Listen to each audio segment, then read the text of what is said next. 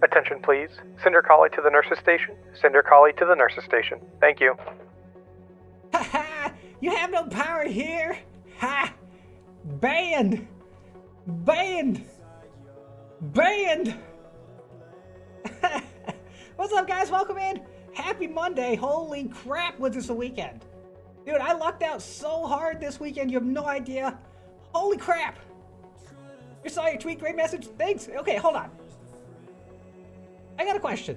I've always said your name is Charkolsky. Like a Wolf Husky mix, right? Wolfsky, Charkolsky. I only just realized it's actually the Charcoal Sky. Unless I was right the first time. Was I right the first time or am I right now? Is it Charkolsky or Charcoal Sky? Charcoal Sky, okay. I feel like for so long, I've been calling you the wrong name. Fireball Fox, welcome in. Tovo Nix. It's me, Joey. Dashing Bolt, radio a shark. We're radioing a shark. Hold on, I gotta fix something real quick. I thought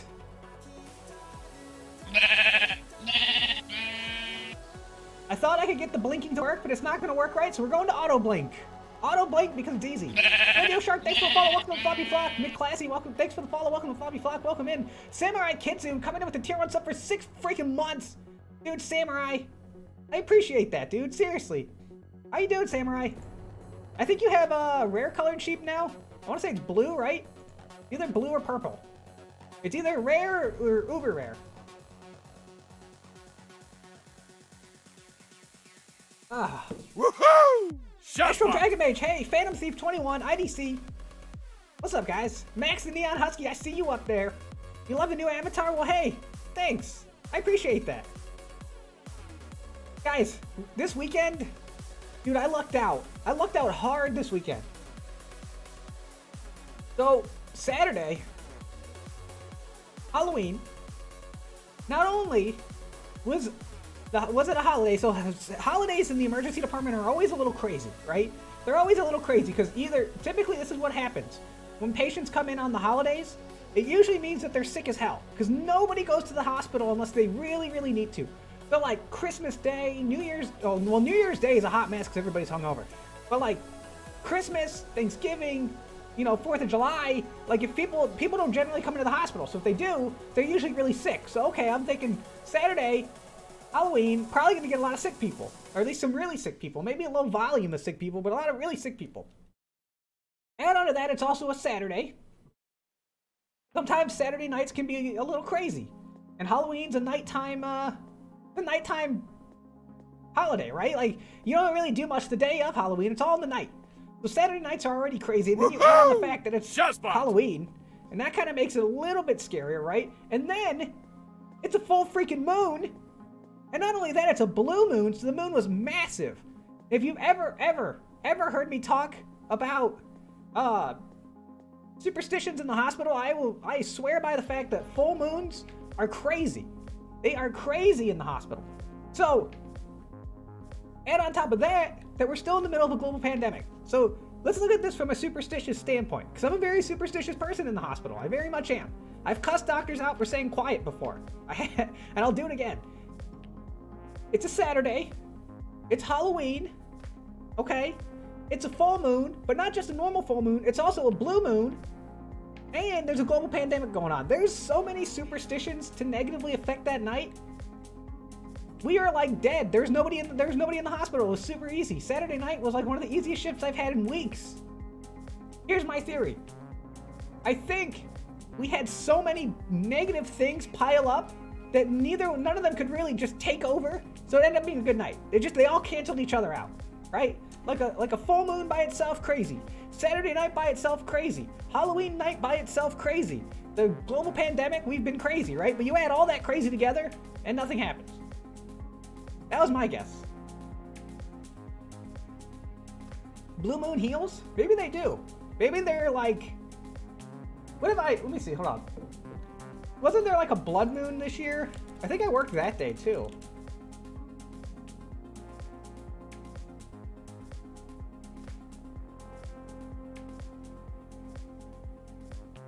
think I worked on a blood moon this year too. It's been a weird year for like working during holidays and full moons. That was amazing. I got the life scared out of me on Halloween night trick-or-treating. Hopefully you did it safely, Fireball. Hopefully you did it safely.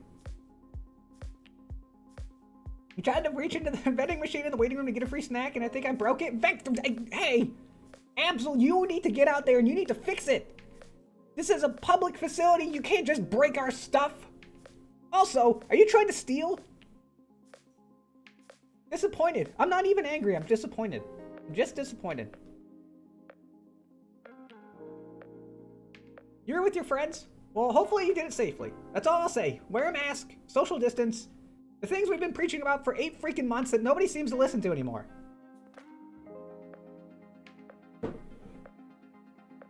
I have infinite candy in my room, easy. Well, here's a nice thing. When you're an adult and you buy Halloween candy, but you live in a place that doesn't get a lot of trick-or-treaters, you just bought yourself some candy. That's all you did. You bought yourself candy under the disguise of handing it out for trick-or-treaters, knowing damn well that you're not going to get any trick-or-treaters, so you lie to yourself about buying candy, and then you have candy in the house, and then it gets eaten, and it's tasty, and I like it, but it makes me a little nauseous. Oh god, why are my eyes not opening? Hold on. Ugh. I broke Cinder.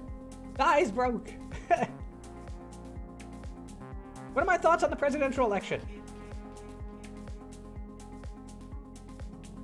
I'm taking a sip of coffee. What do you think? I don't like to talk about politics. I don't. Because to me I don't know. They're personal. Right? But you should go out tomorrow if you haven't already. And you should go vote. And when you go vote, make sure that you do it safely with a mask, stay your distance, be courteous of other people, and protect yourself and everybody else around you. That's all I ask. That's all I ask. I am not here to influence your decision one way or another. Let's be honest, most people have already made up their mind at this point. All I'm saying is that you do it safely and courteously. Please. The pandemic is still going on. I voted like 2 weeks ago. It was easy. I walked in, took like 5 minutes. Easy peasy. Easy peasy. Quick health question. Got a swollen uvula for the past 48 hours and nothing helps for extended period of time. Could it be an infection? Possibly. Go to urgent care. Here, hold on. Cerulean. Have you had any cough, shortness of breath, difficulty breathing, fevers, chills, persistent headaches, or loss of taste or smell? Because one of the symptoms of COVID is sore throat. But it's not the only symptom, and you can have other associated symptoms. So what I would do is get in touch with an urgent care near you, call them, tell them of your symptoms, and ask them what they think. Because they'll probably tell you to come in, you can get swabbed for strep throat, and they might even swab you for COVID. So I would call the the closest urgent care and get their opinion. Because I can't give you actual advice over the internet because there's an ethical kind of dilemma with that.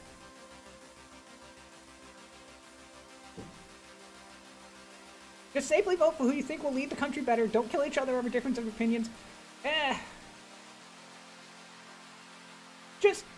I'm not gonna get into it. I'm not gonna get into it. I like your neutral, non-influence status. Personally, I would vote, but I only speculate. I only expected. Oh, from Europe. Okay. Shots Well, hey, you guys have your own fair share of crap over there too. we're all kind of suffering together.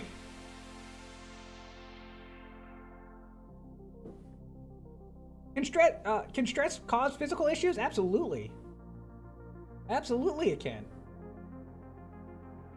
Rick, welcome in. What's up? Raventel, hey, you like the new avatar? Thank you. I appreciate it. It's pretty neat, isn't it? I can bounce around. A little bit more lively.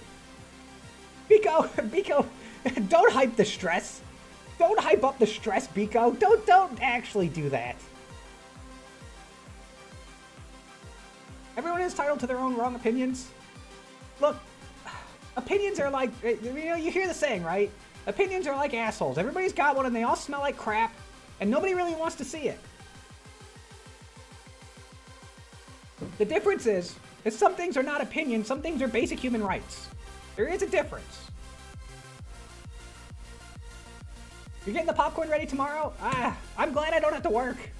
That's all I'll say.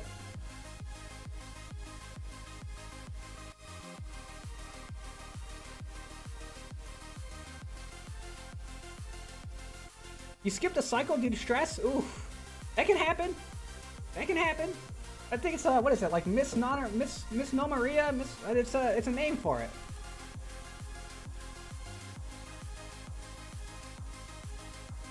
That's dysmenorrhea. That's the word. Dysmenorrhea. Or maybe not. There's a word for that, and I don't remember what it is off the top of my head. We had a storm for Halloween. How about you guys? Halloween was actually like, it was kind of nice. It was like 60s and chilly. It was great. Although I worked, so you know. No cough or sore throat, no COVID or sore or cold symptoms. Just might be my house is dry and ran out of allergy meds. It's possible. The other thing you can do, Cerulean, is gargle hot salt water. So take some like hot water, sprinkle some salt in there. It's gotta be, you can make it as salty as you can tolerate. But don't swallow it, just gargle it. Gargle it as best you can for about 30 to 45 seconds, spit it out, do that a couple times a day. You wanna try to, if it is an infection, you wanna try to create a uninhabitable area for the infection, right? High, hot, salty water. Bacteria don't really care for that. My stream is lagging behind. Flocky, you gotta update your program. You're out of date. You're a protogen. You gotta stay up to date. A wrestling coach would tell me that literally every single day. Wait, what did he say? You haven't heard that? Rick, you've never heard that saying? So my wrestling coach in high school always used to tell me this. And I'm gonna get out of Cinder voice for this because I feel like it's more punctual. My wrestling coach in high school would always tell us this, and this was his winded way of saying, if you put the work in first, it's worth it for the reward type thing. And he would always ask, which end of the elephant would you eat first? Or which end of the elephant do you eat first? Right? Here's the idea. You're presented with a scenario where you need to eat an entire elephant in one sitting. Okay? Just imagine. Which end of the elephant do you eat first? Tell me. Do you eat the head or do you eat the butt? Which end do you eat first? There's a reason for it. You gotta eat the shitty end first. Because when you get through the rest of the elephant, starting at the head, by the time you get to the shitty end, you're gonna be so full and you're not gonna wanna eat that shit. You're not. So you gotta eat the shitty end first. Because you gotta get to that part when you're hungry. Because when you're full and tired, then you save the best bits for last. He would tell us that like weekly. And it just became one of those things, he's like, what end of the elephant are we eating? We're eating the shitty end. It still sticks with me. I still think about it from time to time. Farron in a suit, welcome in. Thanks for the follow. Welcome to Floppy Flock. It's a really, really roundabout way of saying, do the hard stuff now so you can enjoy the good stuff later. And little did the wrestling coach realize about the euphemism there. Loam! Don't read into it. Don't read into it more than it is. Don't read into it more than there is, because there's not much to read into. It was strictly just to make us laugh and motivate us. I am not names. No. No. I am not telling you to eat ass. But if you do so, make sure that you do it cleanly and safely. Nobody wants hepatitis. Is it hepatitis A? Nobody wants hepatitis A. DJ Furfox, welcome in. Also, hi Hurry. Hi Loum. Roaster, welcome in. Minx Moon, Captain Grumpy. Yeezy. What's up, guys?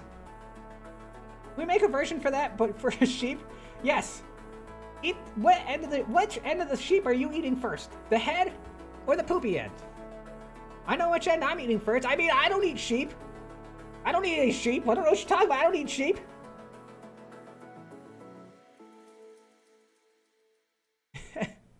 I'm pretty sure you told me to eat that. Flocky.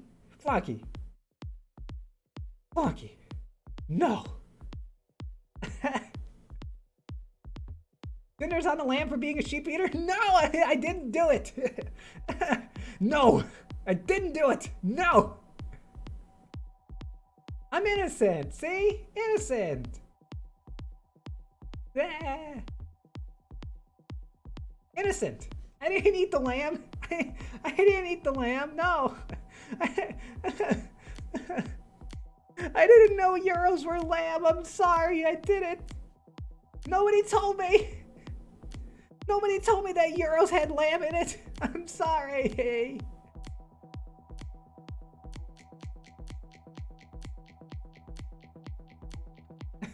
You can't prove it though. Biko, don't take that. Biko, don't take that down. Don't take that down, Biko, please. Please. This was not a sworn testimony. Anecdotal evidence. You don't have any proof.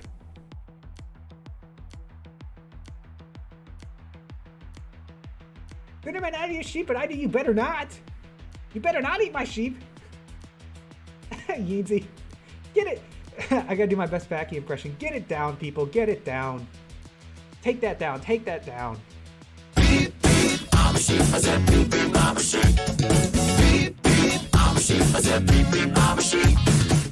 4 months for the Cinder Collie. Just Husk, thanks for the Just Husk coming with a tier 1 sub for 4 freaking months. Dude, Just Husk, you're still coming under collie care from the curl, from the points to the curl. Cause I'm assuming you're a husky. I got you covered. Enjoy your now rare colored sheep. You got a blue sheep now. Congratulations, you're rare.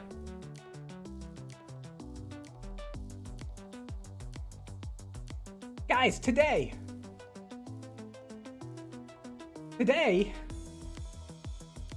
we are gonna play Antichamber. Although, I found something right before stream started. I found something that I'm really, really curious about. And I'm gonna do some research because I really wanted to play it, but I gotta make sure I can run it and whatnot. Did you know that the Talus Principle, the puzzle game The Talus Principle, is in VR? Did you know that? I didn't know that. So, I'm gonna look at getting Talus Principle in VR. So that way when I play through it, I can play through it in VR. Because I really want to play it. It's on my list of games. I actually really considered, I was actually going to play it, I was going to play it today. I was going to play Talus Principle today on desktop. And when I went to go buy it, like 10 minutes before stream, I saw that it was in VR.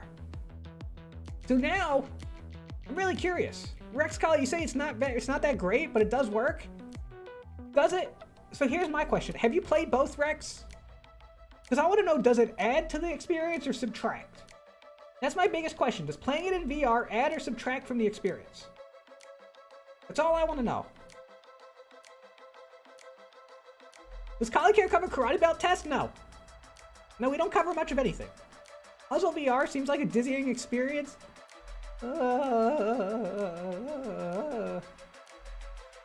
Just making me dizzy. Did you know there's an Easter egg in the Talus Principle where one of the devs says that they're furry for Crystal? Really? What do you guys think? Would you rather see me play it in VR? Or would you rather see me play it in desktop mode? What do you think? I played it mainly on desktop. VR certainly increases the immersion, but I don't know if it's better. Interesting.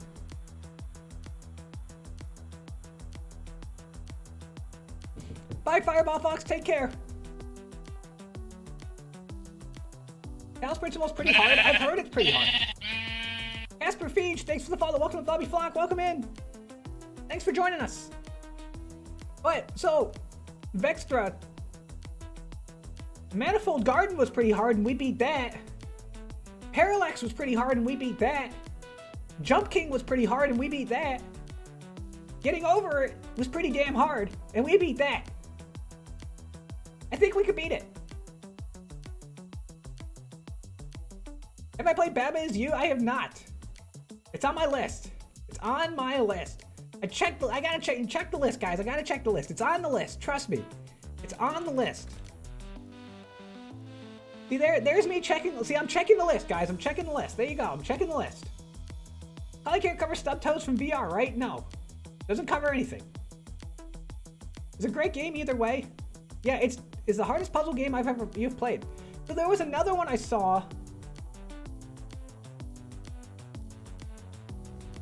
Let me pull it up. Hey, Steam, don't do that.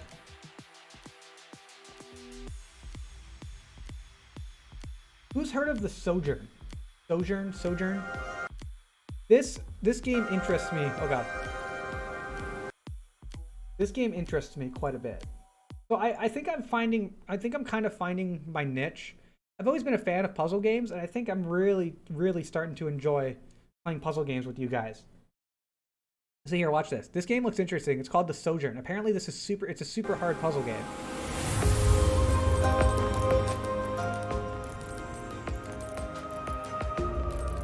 But it looks super pretty. Look how pretty this looks. Look how colorful it is.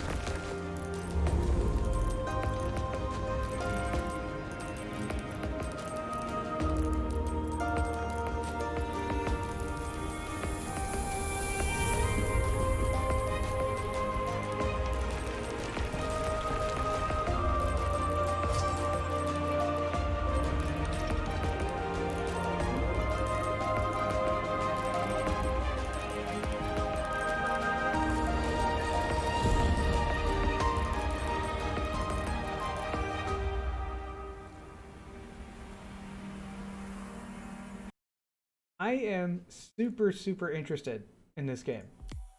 This is like exactly the type of games that I like. So we might look at that. So I hope you guys enjoy puzzle games, because it seems to be that the future for this stream for the next couple weeks is probably going to be puzzle games, because that's what I'm really into at the moment. So we're gonna start Antichamber today, and well, let's do this. Oop, wrong button. I almost rated. Oh god. We're gonna do classroom. Classroom today. We're gonna talk about isolation precautions. Pretty interesting stuff. Very standard stuff for things that I was taught like in my first year of nursing school, and things that I do literally every day that I don't think about, but something that we'll talk about and I'll explain them to you guys. But let's do this. So I think I'm just gonna play Talos Principle on PC. I want to play it in VR, but I don't know. Every time I think about it, I think about how hard it is to stream in VR, and I just had that thought again, and I might wait to see it. Naked Kali, I'll get to it. Mastermind, god damn it, I'll get to it in a second. Hold on.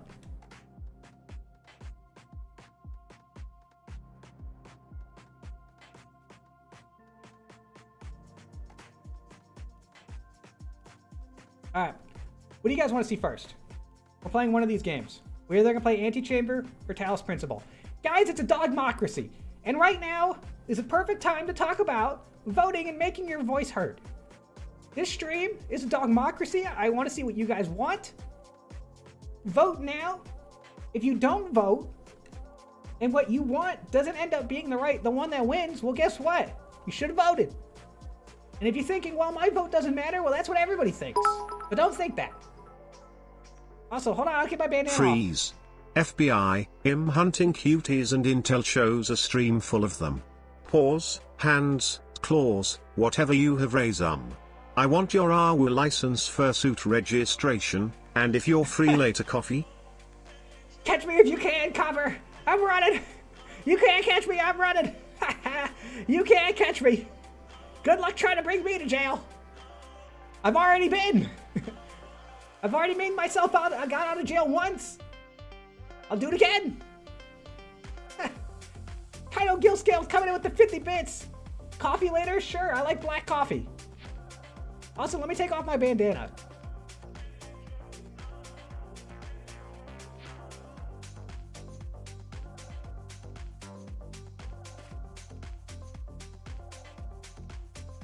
There. Are you happy? Look how skinny I look. You see how I'm so skinny? I need the bandana. Damn it. Why? Why do you have to make me naked every time I come on stream? Why? Sometimes I think you guys only like me because you can make me naked.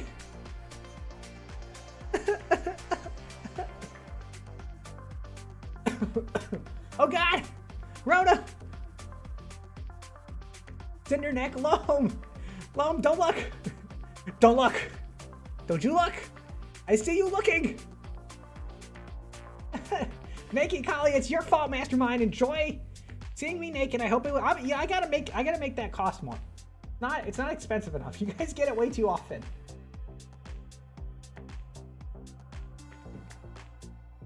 I'm not looking. Eyes are averted. Wait, did you put who put a mask on it? How do you do that? What the hell? Get some chest floof extensions. Wait, Broster, come out with 100 bits, make it tuck's dance. Look at that werewolf go. Look at him go. USDA Prime Werewolf. Get some chest floof extensions. Hey, you know what? This model's a little bit less floofy than my other one. I like you because you're nice. Oh, I appreciate that. Thank you. That's really nice of you to say. Levi! Dude, Levi, what's up? Where you been? You hiding? Huh?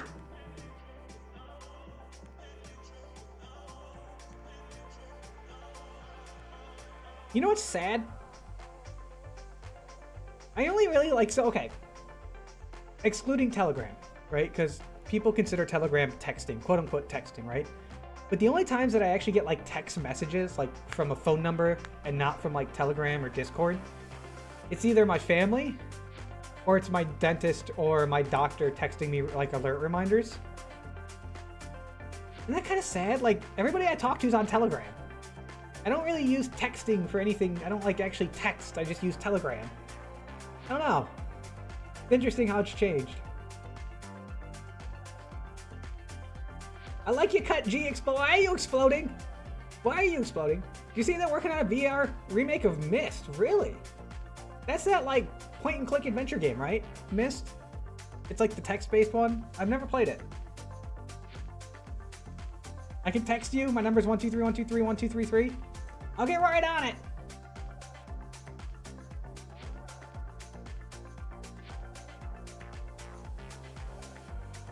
I don't get telegrams either. Yeah, I mean, I'm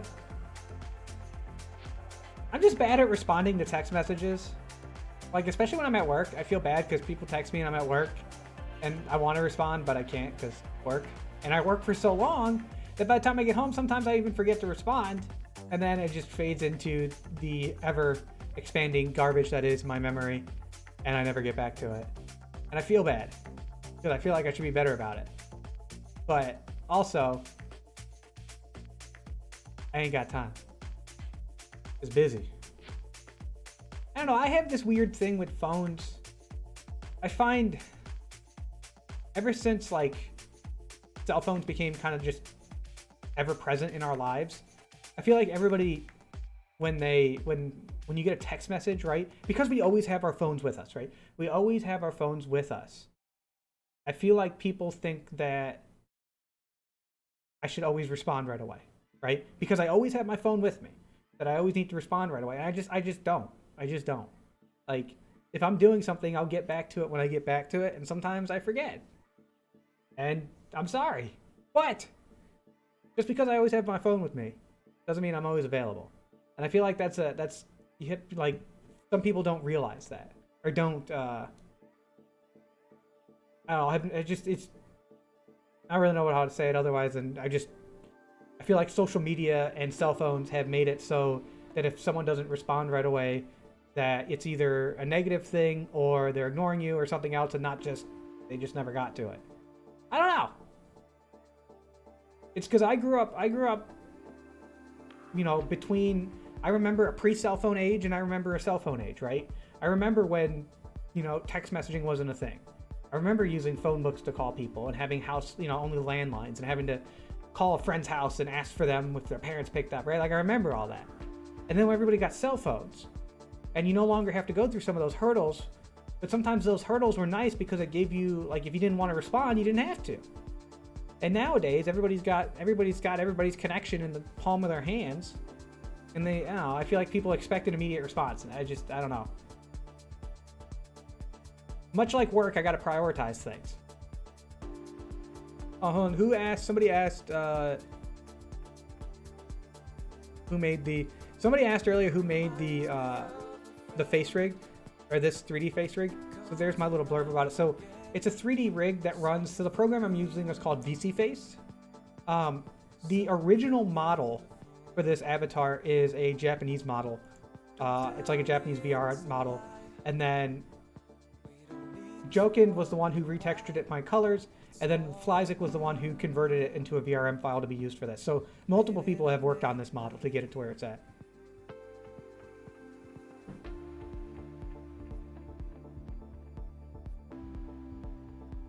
Can make that sentence into a command? Yeah, I mean, I'm gonna be honest. I could do a lot of things that I could put as a command that I don't, because, well, I'm just bad at running things. All right. Classroom time. Guys, today... Hold on. I gotta do something. I feel like I need to mess with the lighting on it.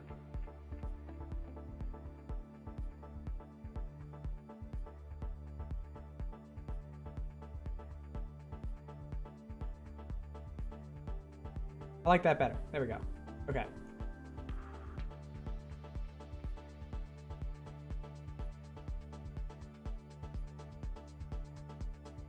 A little bit better. Okay. Today in classroom time, we are going to talk about protective isolations, or isolation precautions, or however you want to call it, talk about it, whatever you want to call it. We're going to talk about what they are, why we do them. And this is a really important thing right now, because let's be honest, with COVID being the thing that it is, that it's always going to be, for the time being, it's important to know the levels of precautions and levels of protection that we take to protect ourselves from patients and to protect patients from us as well. Because we, nurses and hospital staff, are just as much a vector for disease as anybody else, if not more so. Where's my mouse? There it is.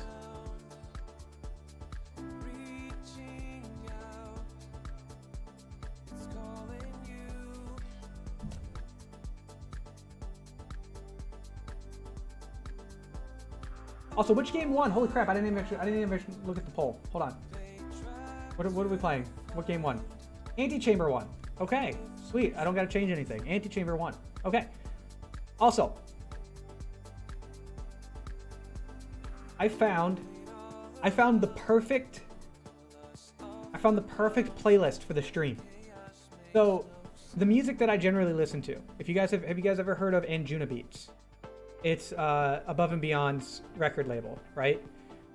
I found a Spotify playlist that is Twitch safe. It's royalty-free music from Anjunabeats, which is perfect because that's all the music I ever used in the stream anyways was Anjunabeats. I think I found the perfect playlist for the stream. It's like 35 hours long worth of songs, so I could pretty much just use this playlist for forever. I'll just keep putting it on shuffle and let it play through. So if you hear some songs that you recognize, it's because I'm listening to Anjunabeats and it's their royalty free, which is awesome. I'm super happy about that. Okay. So isolation precautions. So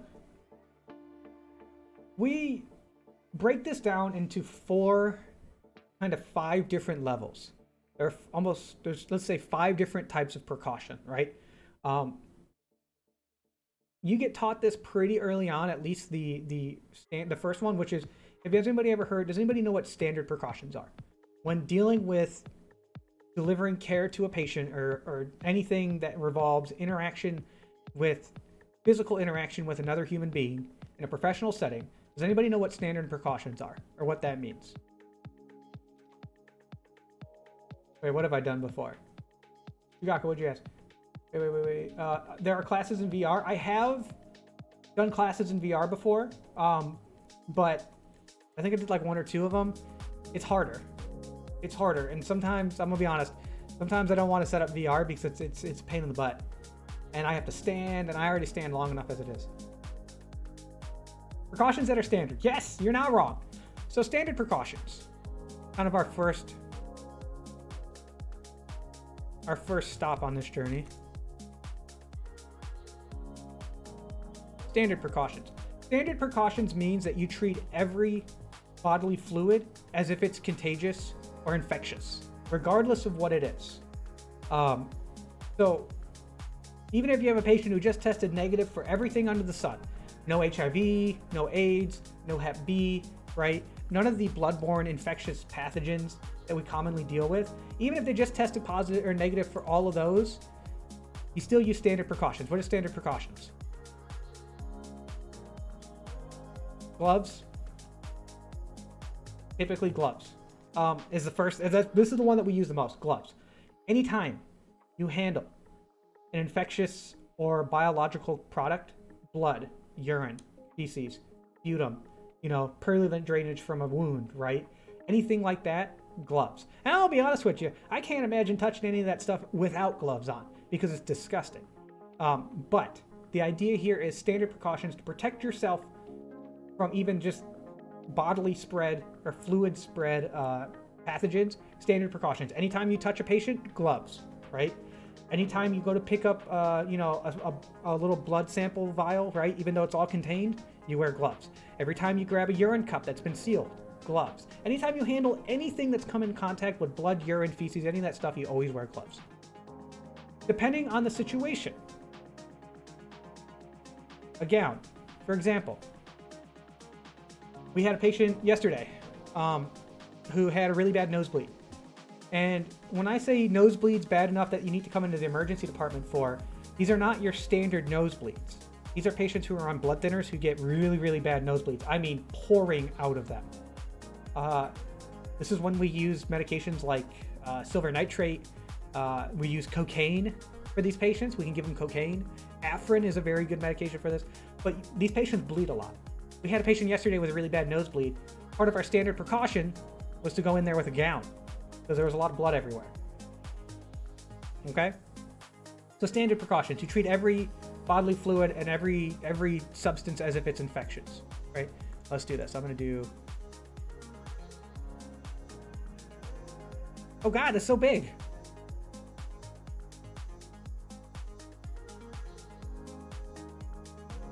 Squish. Look how small that hand is. Gloves.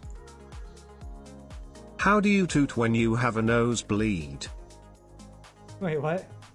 Hold on. Bro, sir, how do you toot when you have a nosebleed? What do you mean, like sneeze? Oh man, it just gets everywhere. Okay. Standard precautions, gown, glove. Okay? Treat everything as if it's infectious. This is here to protect you from the big ones. Going to be HIV, AIDS,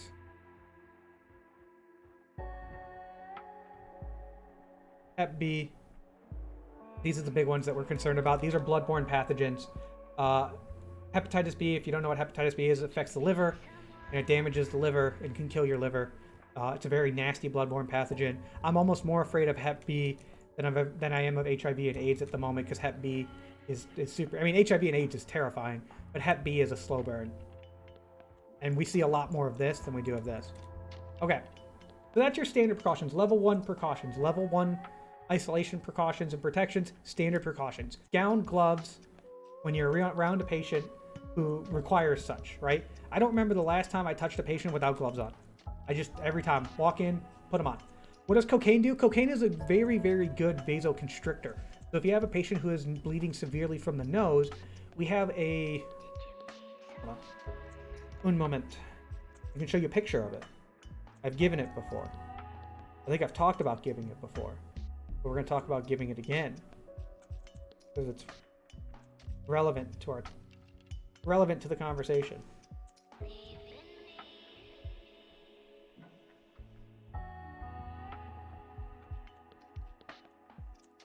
Okay. There you go. Be topical. Cocaine hydrochloride, 4% cocaine.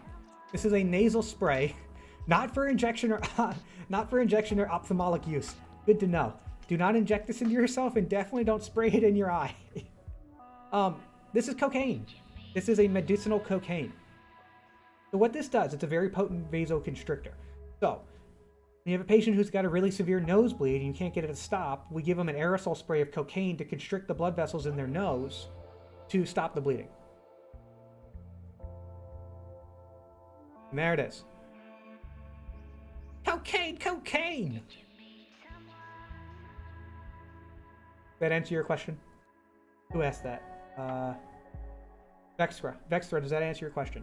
You never knew that. Yeah, so this is Cocaine, I believe, is a Schedule 2 drug.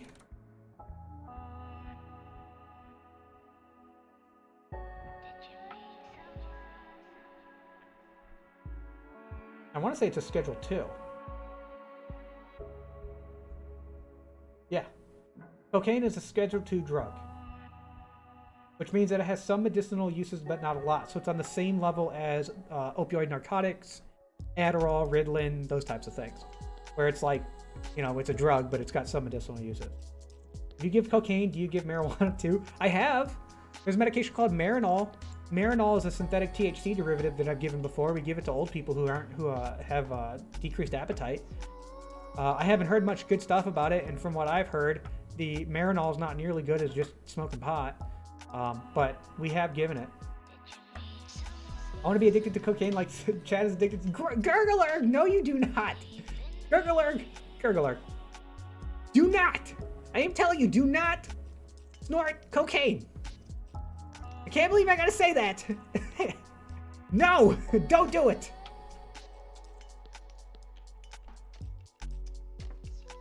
Okay, so that's standard precautions. Next level.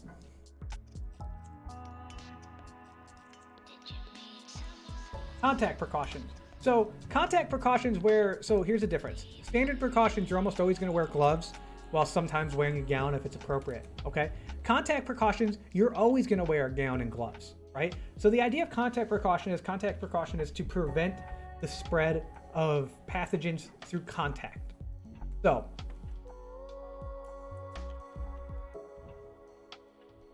I'll do like this. We'll do gloves, gown. And this is to help to prevent the spread of MRSA. You got VRE. We've talked about C. diff before, but I'm going to tell you about, there's something special about C. diff with this. Like E. coli is in here, right? Shingles. Right? Anything that is passed through contact, right? So a MRSA infection, right? If you have an infected wound with MRSA, and if I were to touch that and had an open cut on my hand, right, that is going to be a contact transmission. VRE, vancomycin resistant, vancomycin resistant, is it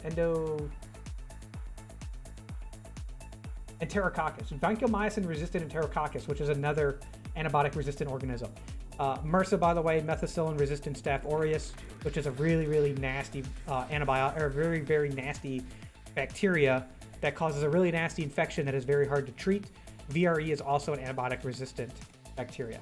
But there's a different one in here, what we call C. diff. We've talked about C. diff before. C. diff is Colostrum difficile, I believe it is.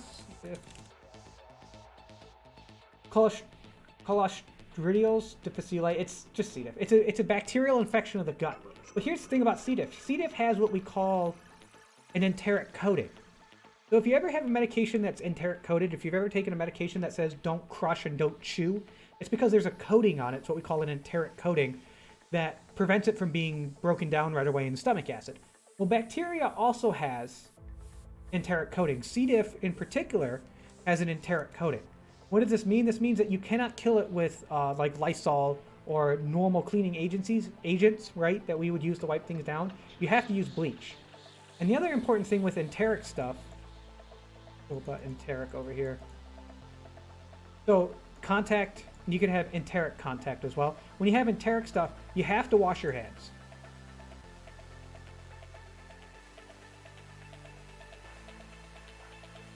So enteric coated bacteria don't die to alcohol-based substances. So you have to wash your hands and you have to use bleach. I see a lot of this. I see a lot of this. I see a lot of this.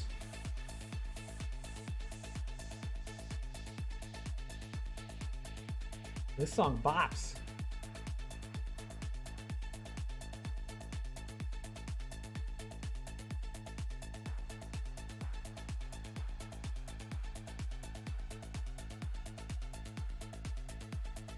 Okay. So standard precaution, gloves and gown. Always wearing your gloves. Gown when needed to when interacting with body, like fluid body fluids, right?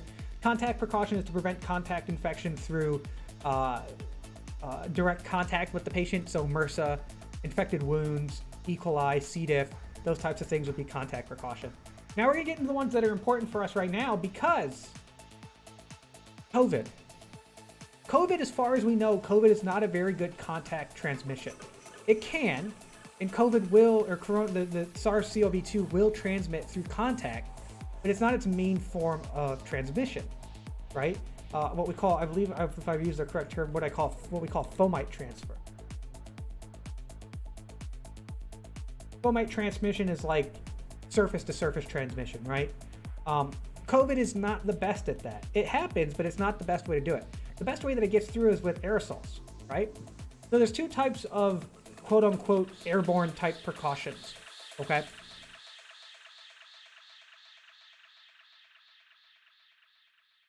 Droplet precautions. So droplet precautions are there to protect you from secretions and aerosols that do not travel that far. So things that, like, for example, that are in like mucus, nasal secretions, and those types of things. What's the Cinder voice? It's when I talk with my Cinder voice like this for a little bit. Because I used to do my streams in this voice for like 4 hours. And then I had to stop because I was getting really, really tired. So now, and sometimes I'll talk like this, and sometimes I'll talk like this. Okay, so droplet precautions. Droplet precautions are there to protect you from things, from viruses and bacteria that transmit themselves through secretions and droplets and aerosols that don't travel super far.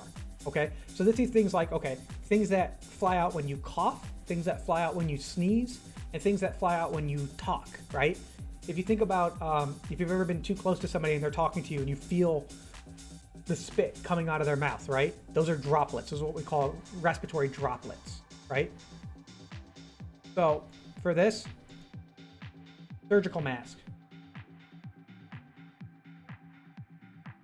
and gloves.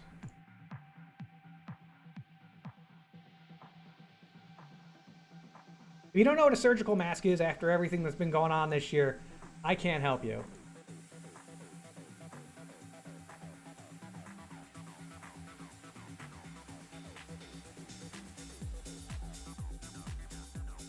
There.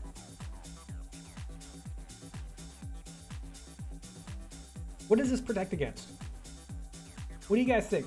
Give me some ideas of what you think droplet precautions protect against right now.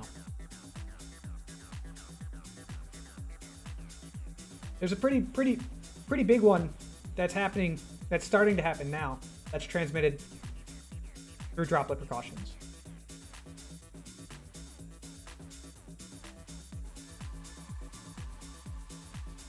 Droplets.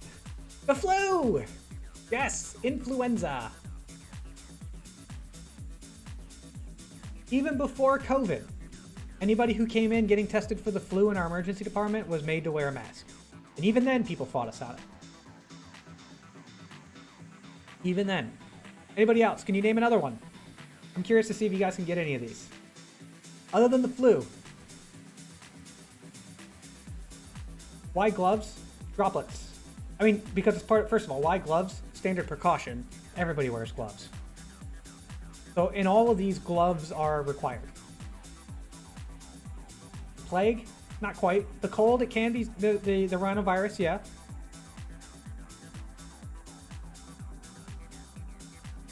The plague, I don't know if the black plague, I think that's droplet. Ah, loam! Loam, you are so smart. Pertussis. Also known as whooping cough. You guys have ever heard whooping cough before? It's caused by an infection caused by pertussis. If you've ever gotten a Tdap, if you've ever gotten a tetanus shot recently, you've probably gotten a Tdap, which is tetanus, diphtheria, and acellular pertussis, or whooping cough.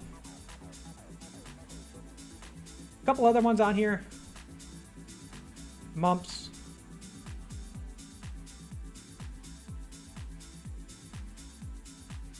Rubella is spread this way. RSV, which is a very common childhood infection, is spread this way as well. Now, here's where the debate comes in. is COVID, or let me rephrase that.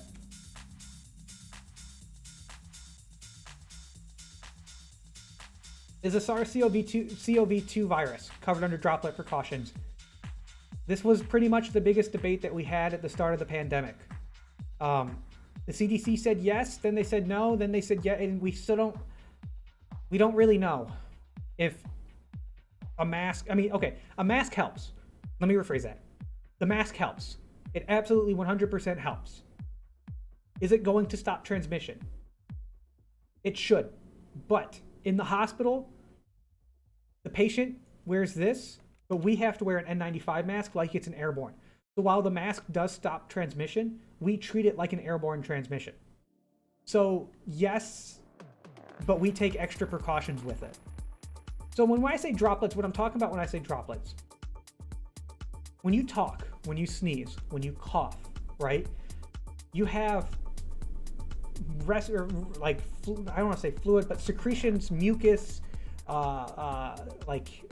precipitation essentially that comes out. Think about being out on a cold winter's night.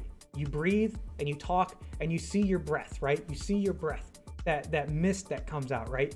What these viruses can do is they kind of latch on to those secretions and those what we call aerosols, and that's how they're transmitted, right? The mask helps prevent that.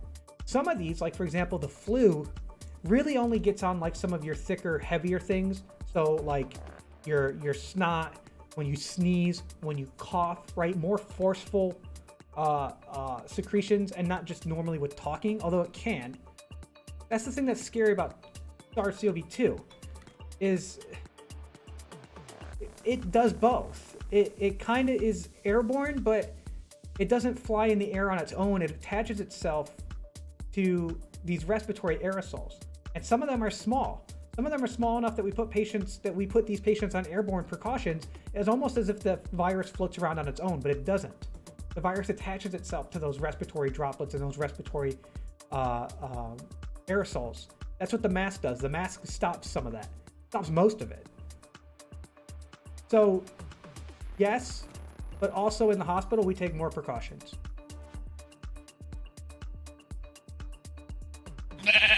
Airborne precautions. Umbry Fun, thanks for the follow. Welcome to Flobby Flock. You're a really good teacher. Thanks, Cinnamon Fur. I appreciate that. But technically, humans always micro-spit on each other while talking. Yes. Yes. Yes. Yes. I heard that one of the reasons COVID is so bad is that it can live on surface for several days. Vexter, as far as I know, my understanding is that is not its primary source of transmission. We didn't know that at first. We thought it did. And I think it will live on some surfaces for quite a while. But what happens is it hangs on to some of the very small respiratory aerosols and will kind of float in the air for a while. So while it's almost it's such a weird virus because it's both droplet and airborne at the same time. It's very, very weird, right? It's kind of neither one nor the other. But what happens is it kind of floats in the air for a bit, and then it'll slowly start to settle onto surfaces. So for example, all of our rooms in the emergency department, when we have a patient who comes in with COVID, as soon as the patient leaves the room, we shut down the room for a determined amount of time. Each room, they used a specific machine to test how long it takes aerosols from the top of the room to the bottom of the room to settle down. They timed it. So essentially what happens is a patient leaves the room and we close down the room for say an hour because they have determined that room needs to sit unoccupied for an hour before it can be cleaned. So the room sits unoccupied for an hour as all of the aerosols settle down onto the surfaces, right? And then our cleaning crew goes in and does what we call a terminal clean. Well, they wipe down every surface, everything. It takes them like 20 minutes to clean the room. And then we finally reopen it. So I don't know how well it does transferring directly from surface to surface.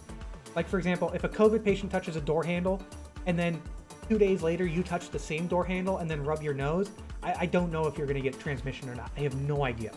I don't think we know. And I don't think that's its primary source of transmission. Its primary source of transmission is through those respiratory aerosols. And that's what makes it scary, because you don't even have to be near the patient for you to get it, because it can travel so far.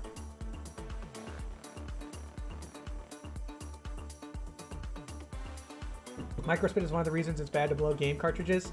Yeah, but it works. But it works! It always works! Was it more to stop going into the air from someone that is sick rather than stopping from breathing it in when not sick? So the mask, when you have a patient who's on droplet precautions, the mask is there to protect me, to protect the nurse, right? To protect everybody else from that transmission, right? With COVID, the reason why we wear a mask as well is because of the fact that it has airborne properties to it. And we'll talk about airborne in a second. Remember Legionnaire's disease? Yeah, Legionella. If you've never heard the story of Legionnaire's disease, what was the meeting? It was a meeting of legions, right?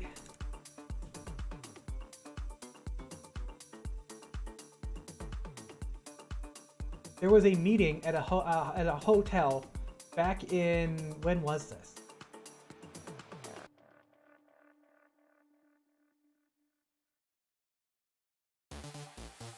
I shouldn't have looked up Legionella.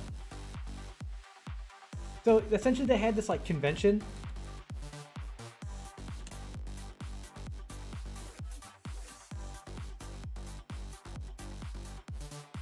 I guess it's something about Pontiac fever, but we're not going to talk about Pontiac fever. History, here we go.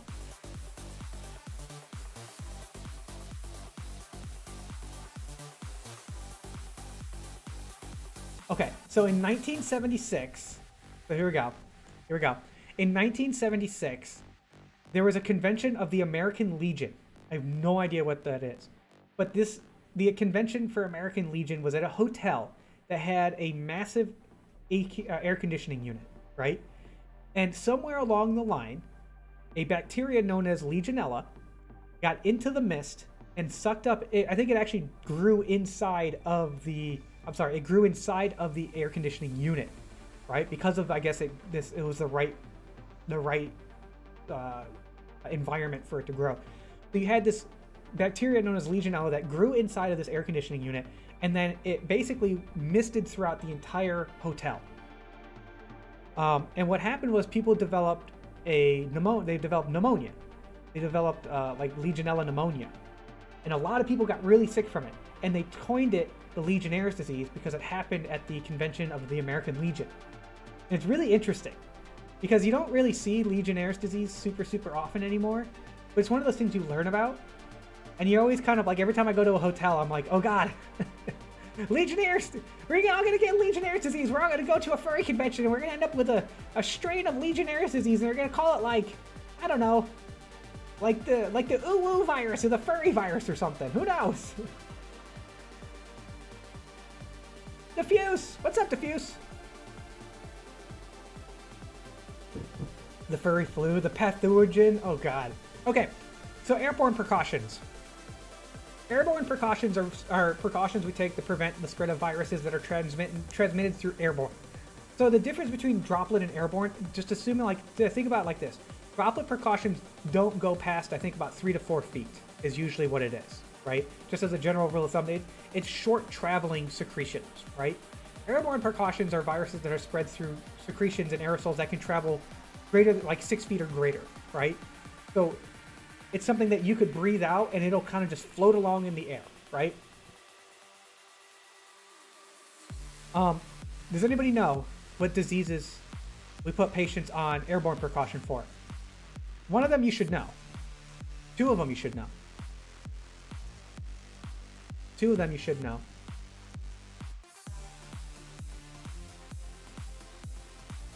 Dude, this playlist is awesome! Flu? No. Flu is droplet precautions. TB. I see TB.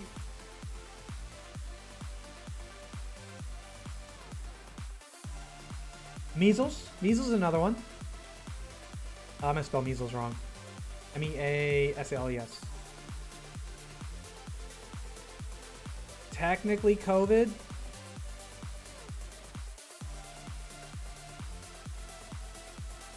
There's one more. I don't think you guys are gonna catch it. Ebola. Interesting thing about Ebola. Ebola is bloodborne. Ebola is bloodborne as far as I'm aware. But when I've been trained on how to take care of Ebola patients. We have to gown up. We do what we call donning and doffing, where we put on a crap ton of stuff for Ebola. Kind of what we did for COVID. There's one more. You guys have probably all had it before. Also, under here as well, we'll throw in SARS. The original SARS.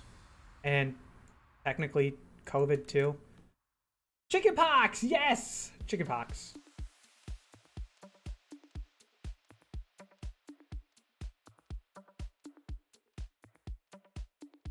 Technically chickenpox can be airborne.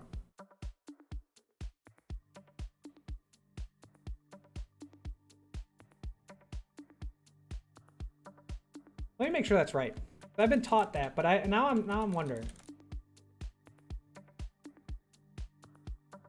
It is an airborne disease, which spreads easily from one person to the next through coughs and sneezes of an infected person. Someone said varicella. I forgot that chickenpox is varicella. You were correct.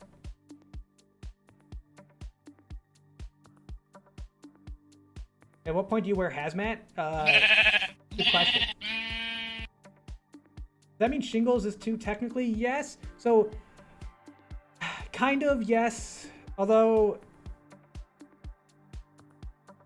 shingles is weird because shingles is herpes, right? The herpes zoster virus, and there's different types of herpes viruses. Some are spread through airborne, some are not.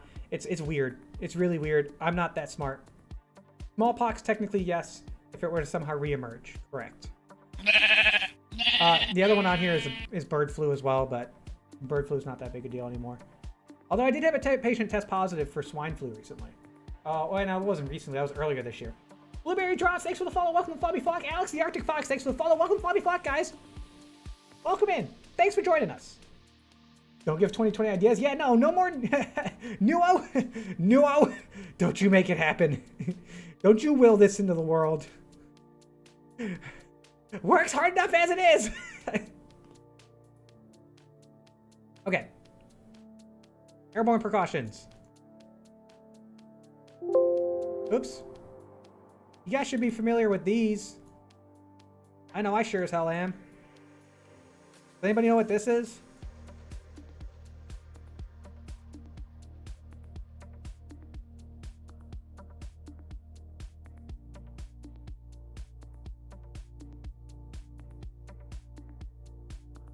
Underpants is not underpants. No, absolutely not.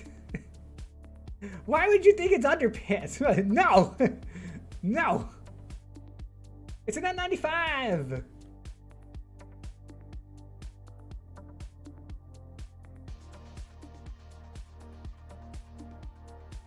God damn it. The N95 mask. This is the one we get. They look like duckbills. They look like duckbills. What the hell is that? Here, let me show you what it looks like on someone's face.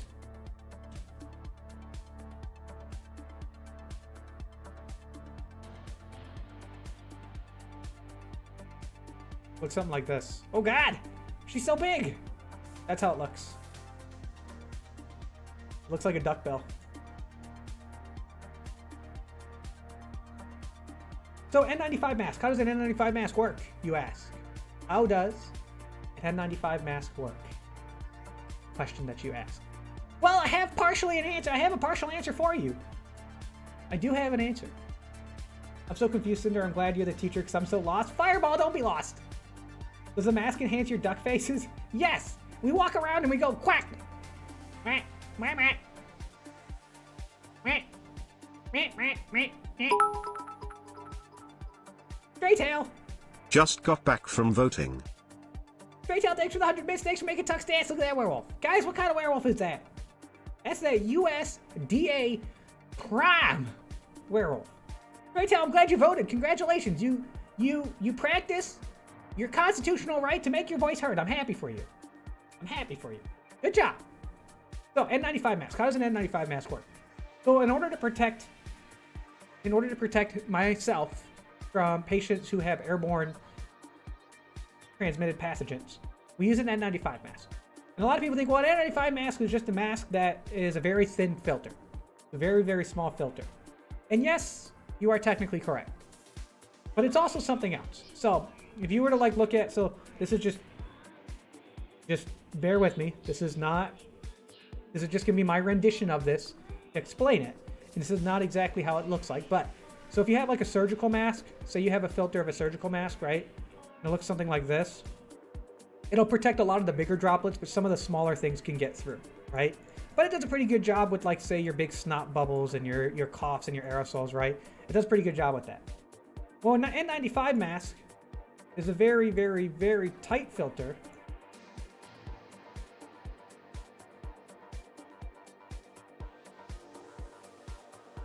That'll catch some of that smaller stuff, but there's one other thing that happens with it.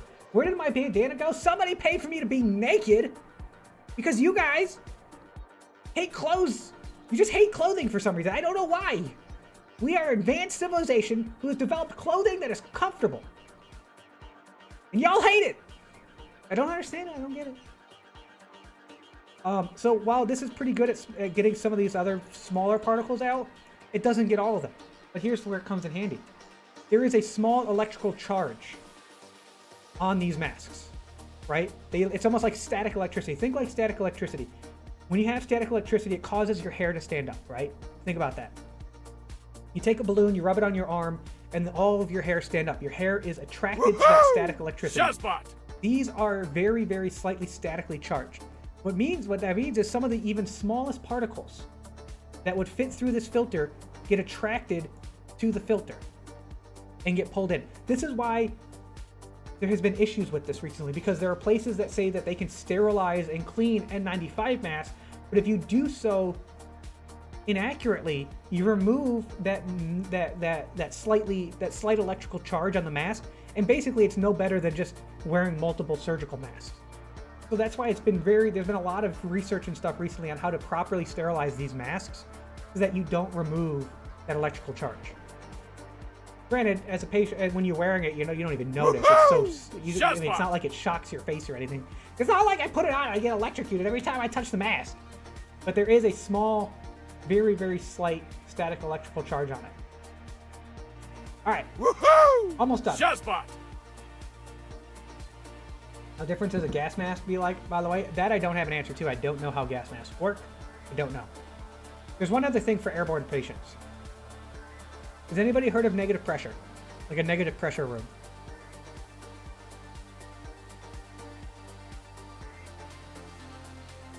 God, my handwriting is atrocious.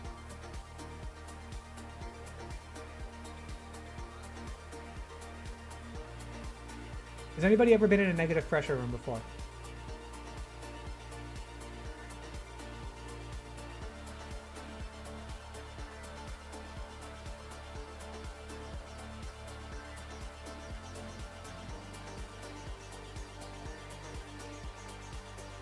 Sorry. Just vibing. Vibing a little bit. Correct. The room sucks air in to keep things from leaving. Absolutely correct. So, I'm going to crudely draw this. We got a hallway here, right? Pretend this is a hallway. Here's your patient's room, right? And you usually have something here called an anteroom, okay? So what happens is this room is negatively pressured, which means that there's usually either something in the ceiling or pointing out the wall that is going to pull air out of the room. Well, that's weird. It's going to pull the air out of the room. And what happens is when you're blowing the air out of the room, and I believe it goes through like an extra filter. There's something that happens with it. I don't know where it goes after that. I just know that the room is negatively pressured, which means that there's something sucking air out of the room. Okay. So what happens is when you go in through the anteroom here, which is like your prep room, airflow goes inwards. Goes in there, and then this all goes in there. So what happens is this prevents aerosols and airborne things from leaving this room and going into the hallway because you have created a negative pressure inside the room. And when you have a negative pressure inside the room, air flows from positive pressure to negative pressure. So if this is negative and this is positive, air will always flow inwards because that's how physics works. how things happen. So what you do is you put a patient in one of these rooms, so that way if they cough or sneeze, the air gets sucked out and it doesn't go back out into the hallway. What we call a negative pressure room. We have a handful of these in the emergency department. When COVID first started, all of our COVID patients had to be put in a negative pressure room. We no longer do that. We just put them in a room with a door. But most ICUs nowadays are equipped, all their rooms are equipped with negative pressure rooms as well. I guess Cinder has that room where he likes to keep the flops and beans from leaving. Now, my flops and my beans are mine to control. They can leave whenever they want. I know this song. What song is this? Yeah, this is off of Common Ground. Ah, such a good album. Such a good Above and Beyond album. If you guys have never listened to Common Ground by Above and Beyond, highly, highly recommend it. It's like one of my favorite, it's probably second favorite Above and Beyond album, probably one of my favorite like EDM trance albums. You have rooms with outdoors? Yeah, we have rooms with curtains. Where it's just like a, like if this is the wall here, right, and this is the room, there's just a curtain that's strung up. Right? And then the bed's behind that, so you just open up the curtain and the room's in there. Negative pressure room is where Cinder goes after too much chili. Mastermind. I'm sitting in there going like this. Ah! Glad that's been negatively pressured. Hold on, I feel another one. Oh, that one was a little loud.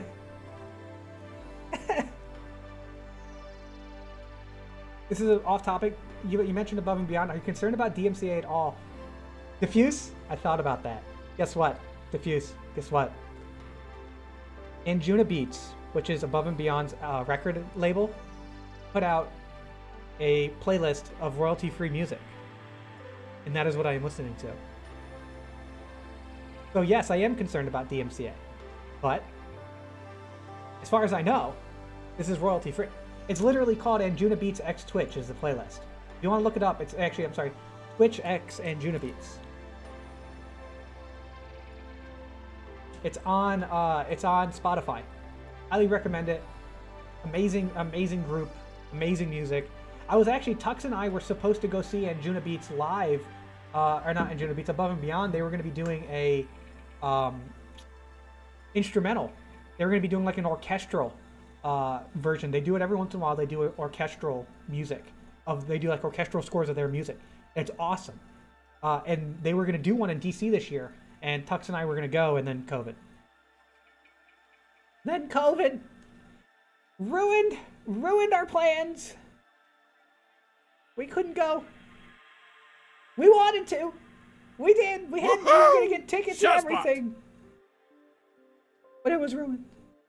Ruined.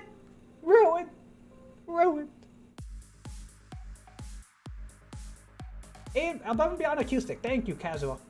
Magnus, thanks for the host. Shazbot. No plan survive contact with the enemy. The enemy is now 2020. We need to put the enemy on contact precautions. Quickly. Wear your gloves. That's really all I got to say about precautions. I thought it'd be pretty interesting to talk about them. Oh, one last thing.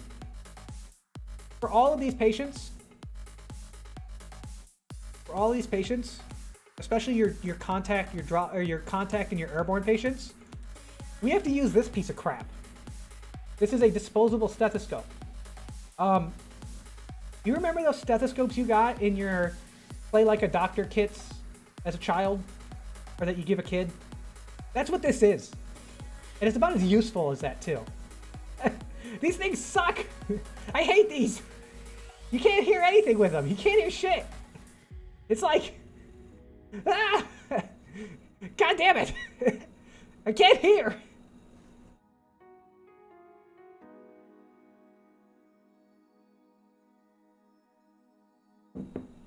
You guys have any questions? Put a shot glass up to their chest and you could hear better? I mean, you're not wrong. Roaster, you're not wrong. I could just put my ear on the chest and listen for lung sounds that way. But your flops are so big, can't you hear it? Warby! These flops are mostly aesthetic. Mostly. Am I a doctor or RN? I'm an RN. emergency department registered nurse. I have a 4-year degree in nursing. I've been a nurse for almost 6 years now. As far as I know, impeccable record. I've never had anyone complain about me. I've gotten a lot of nice letters about me. One of my favorite comments. So I have a professional portfolio, right? They taught us in school to keep a professional portfolio with your certifications and all of your previous, your resume, your license, and all this stuff. So I have a binder with all of my certifications in it. I have my license in there. I have all of my previous job descriptions in there. And I also have, anytime I get a printed out copy of a nice comment. So patients, when they fill out the surveys after being in the hospital, they can leave you comments. And I've had patients even send me personalized letters as well. And what I do is I read them, and I really appreciate when I get these. But ultimately what I do with them is I read them and I put them on my portfolio. Because when I go to get hired or when I go to interview, it's great because I say, here's my portfolio. You can see all of my active certifications. You can see my previous job experience because you can see all the things I've done previously. And if you turn to the last section, here's a bunch of, comments and accolades and things people have said about me, right?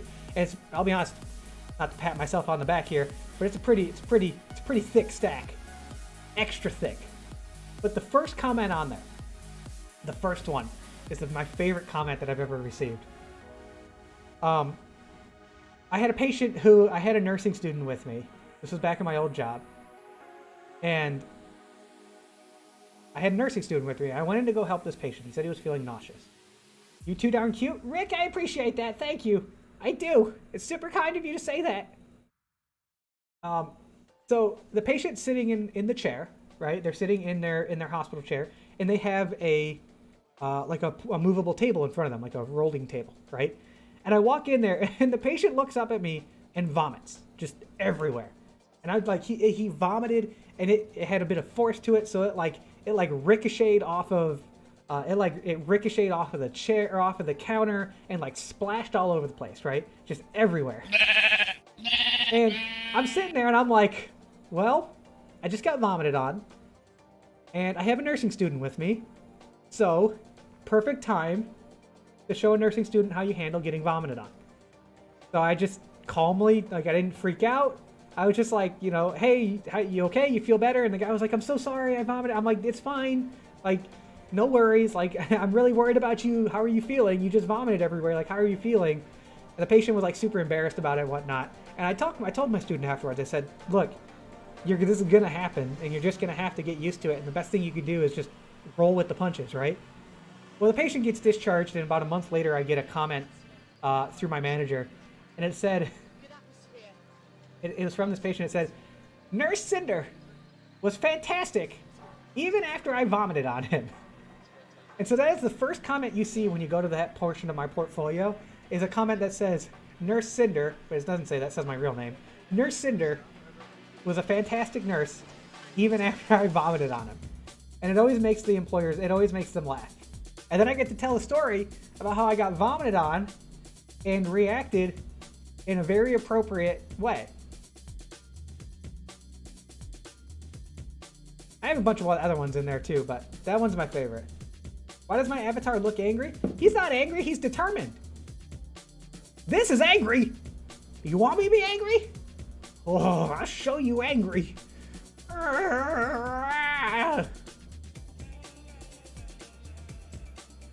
You wear protection glasses at work? I wear a face mask.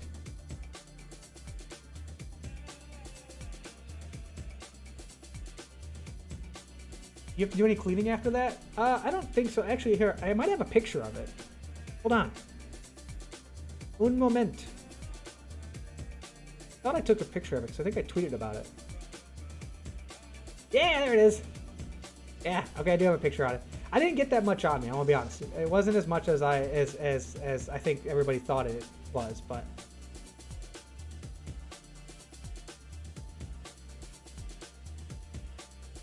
you guys want to see my leg?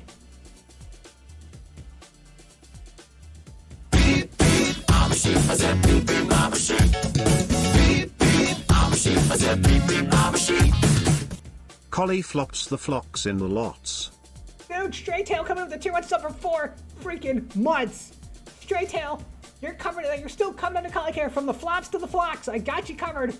Enjoy your rare sheep.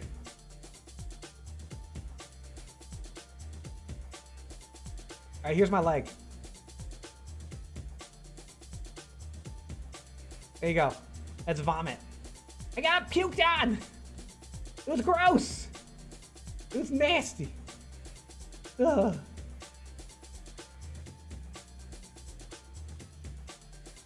I think I posted this on Twitter and played. I think I posted it with the caption of "Guess that mystery fluid." Yes, there's my leg. Oh my God, there's my leg. Don't look. Don't look. I'm very self-conscious about my leg. You're just gonna make me take my clothes off, aren't you? Risque leg pics. Nursing Twitter be wild. Wait till we look. You should ask my old roommates that I used to live with down in Georgia. They'll tell you I was notorious for talking about nasty, gross things at the dinner table. We'd be sitting down to eat, and I'd be like, "Let me tell you about some shit," and they'd be like, "Are we talking like what kind of shit are we talking about, Cinder?" And I'd be like, "Literal shit. We are gonna talk about literal shit today," and then they'd all get mad at me. Hey, look, you know what? You get used to it after a while. Right in front of their salad, right in front of it. Yep, perfect time.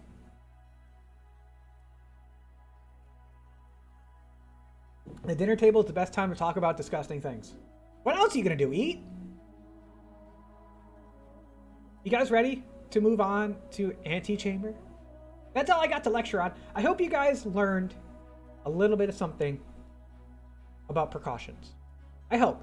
Even if you learned like one thing, maybe all you learned today was that an N95 mask has a slight static electrical charge. Or maybe you learned that gloves should be worn whenever touching any kind of bodily fluid. Or maybe you learned that pertussis is, transmitted through droplets. Or that chickenpox is airborne. We all learned that today. I kind of knew that, but also didn't. So even if you learned like one thing today, I'm happy about that. Diffuse, thanks for the host. Shazbot. Mozzie, thanks for the follow. Welcome to Floppy Flock. Welcome in. Enjoy your stay. The cocaine thing stuck out the most. Come on. We did a whole freaking lecture on precautions, and the only thing you remember is, man, cocaine be good. God damn it.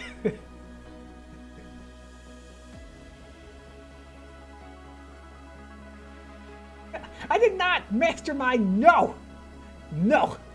I did not do cocaine. I am telling you that in the certain circumstances, cocaine has some medicinal uses.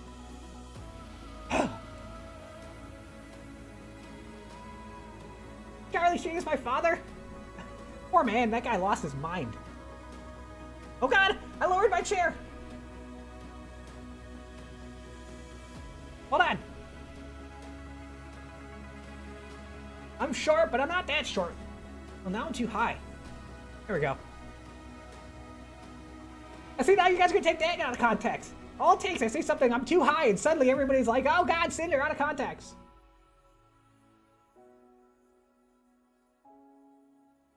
But that Cinder leg, I've shown you guys what you guys have seen what I look like without revealing my face.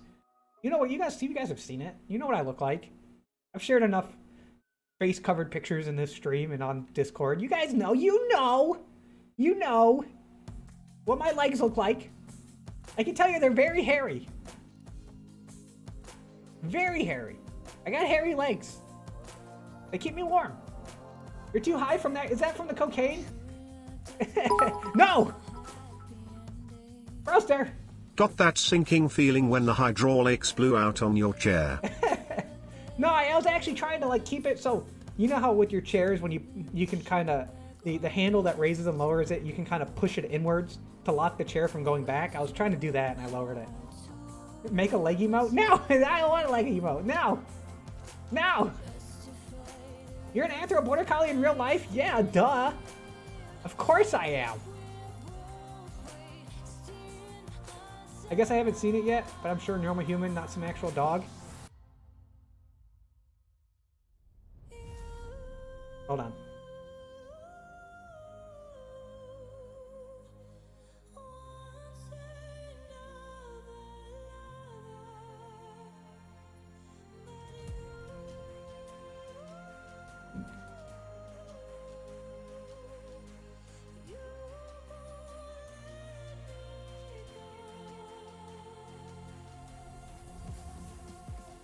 There.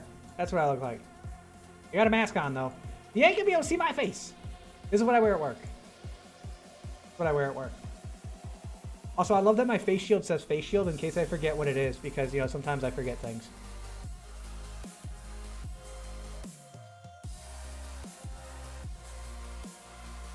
Wild Foxy, hey! Welcome in, what's up? Is that the Wild Fox from the Midwest?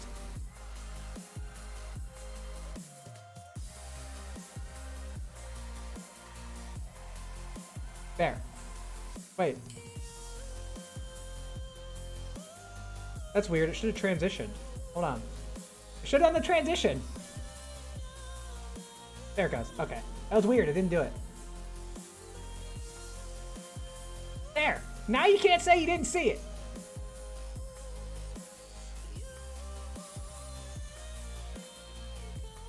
That's not new. That's not you. You're a collie. I mean, I'm a collie. That's also me. I can be both. Cinder stop and sniff Cinder. He does do that. Am I okay with being picked up when getting hugs? Case by case. Sometimes yes, sometimes no. It depends. I am small. I'm short. I see scrubs so often anymore. It sucks screening nurses when they're running late. Yeah, I mean, we have this thing that like scans our forehead. It's all automated and it's kind of shitty. Oh, excuse me. It's kind of crappy. I guess I've already sworn a couple times. I hate the temporal scanners. Here's my thing. Guys, listen. I'm gonna tell you a secret. Okay, I want you guys to come close. Come in. Come here. Come close. Temporal scanners for temperature are useless. All those people who are using them right now for screening your temperature, it's all a show.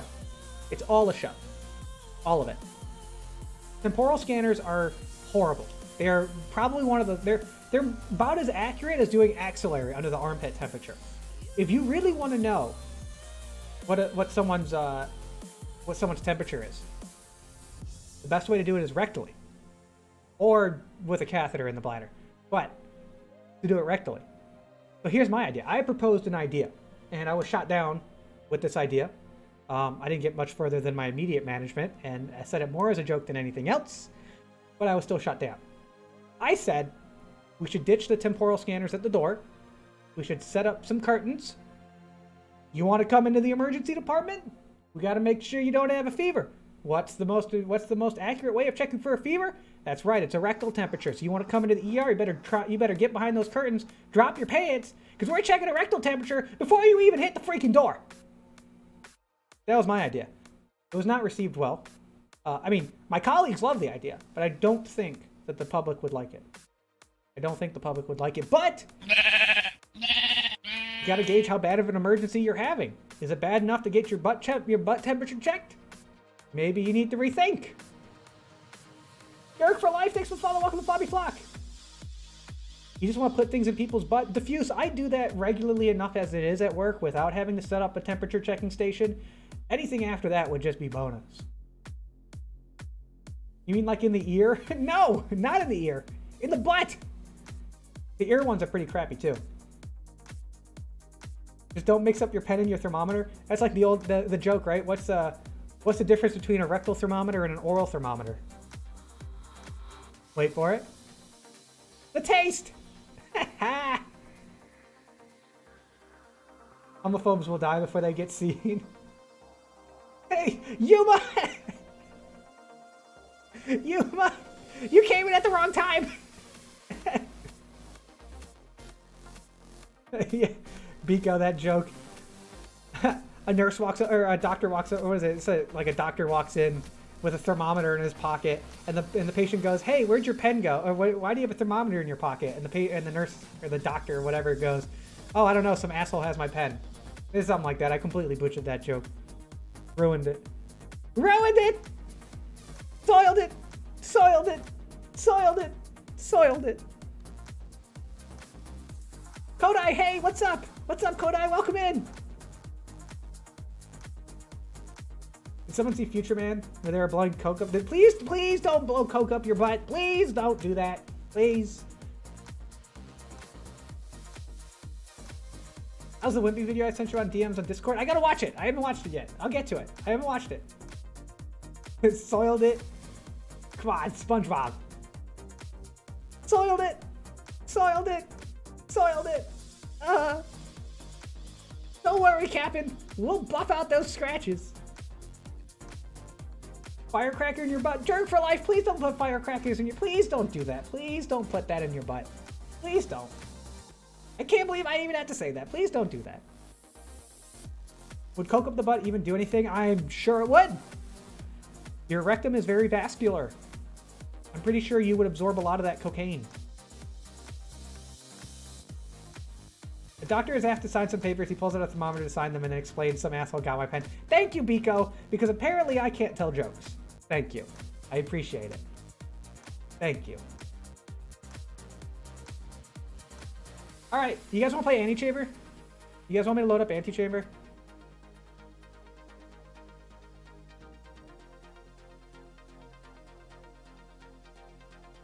Your rectum has veins in it? Yes, it does.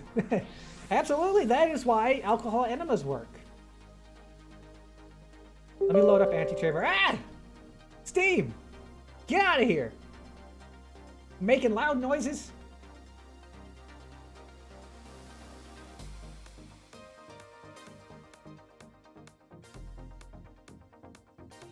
I guess it has to perform for it has to do first time setup stuff.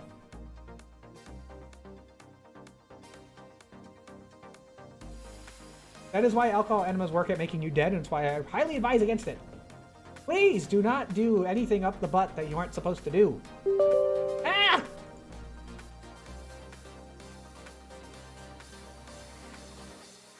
Oh god, where's my volume mixer? Ah! Hold on, guys.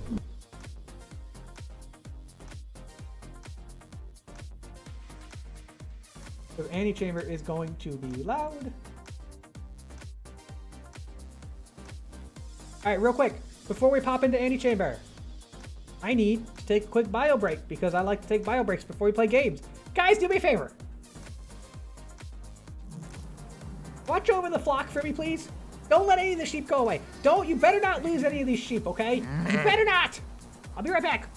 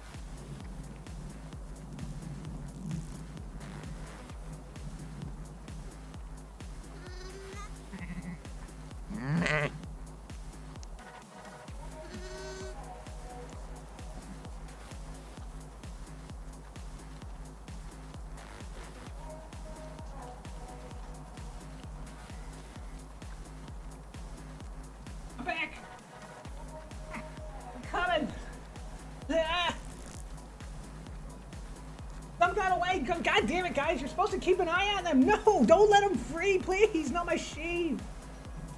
You know how hard it was to get them all together. Damn it! Why do you guys do this to me? I worked so hard. I worked so hard to keep them. I worked so hard. And you let them get away. And you ate them. Why do you like making my life harder? Now I gotta go get them back. You ate a few sheep? I hope that's okay. It's absolutely not okay.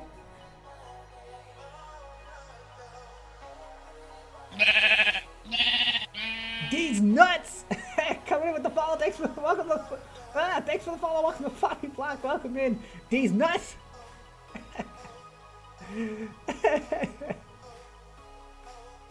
You think Biscuit should have to watch them? But he's a ram.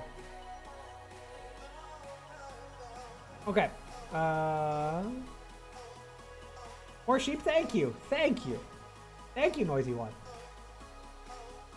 Guys, I'm going to subject you to one last thing, and then we're going to switch over to Antichamber. Quick commercial break! Is your life full of pointy ears? Are you lacking certain floppy ear content in your life? Hi everybody, Cynical here to introduce to you Polycare. For a low price of only $4.99 a month, or your Twitch Prime subscription, you can ensure that you have ample floppy ear content for you and your family to enjoy. Benefits include this Disney sub badge, emotes that you can use in the stream or anywhere on Twitch, as well as knowing that money goes towards supporting future floppy ear content to come. Enrollment is open now, and remember, from the flops to the beans, we got you. Oh god, I cut off the end! Oh, it's just a disaster. Oh, the stream is just falling. What in the hell is this? Alright guys, everything's fine. Cancel the stream. Stream's over.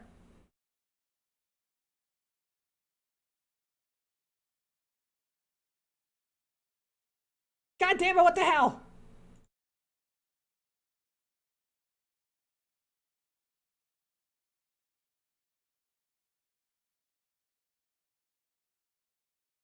Let's try this again. The curse stream. God, I screwed it all up. Ruined. Soiled it. All right, well, while I figure out why Antichamber's not loading, let me do this. One moment, guys. Let me figure this out.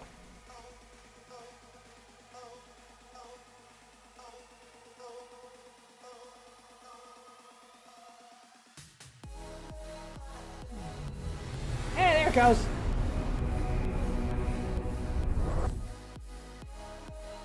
Play Gunfire Reborn? Dude, Gunfire Reborn is awesome. Let me fix the resolution. I'll switch you guys over in just a sec. Don't worry. Everybody.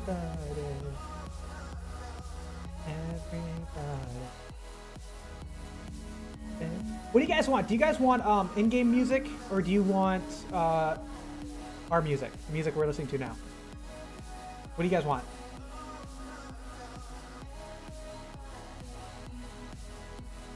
Ours.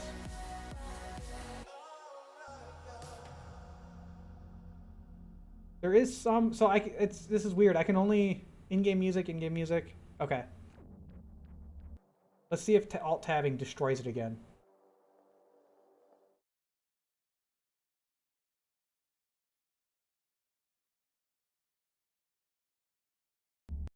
Okay, good. It works.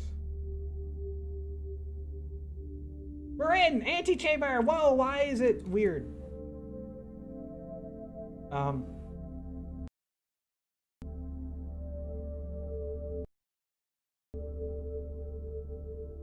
There it goes. Okay.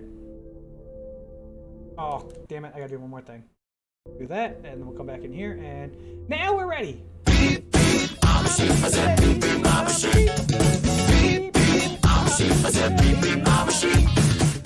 Beep beep in the sheep. Serum coming with the tier 1 sub for 4 freaking months. Serum, you're coming to Polycare from the flops to the beans. You're a sheep. Thanks for subbing for 4 months. Enjoy your rare sheep. Every journey is a series of choices. The first is to begin the journey. Well, that was easy. Oh, wait.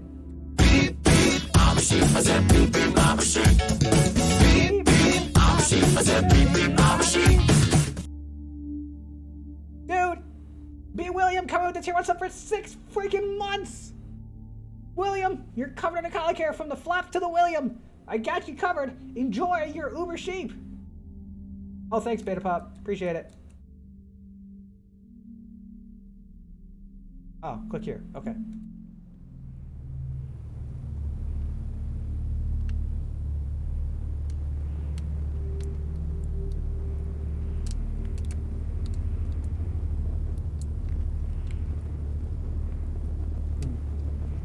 Well, that's not ominous at all.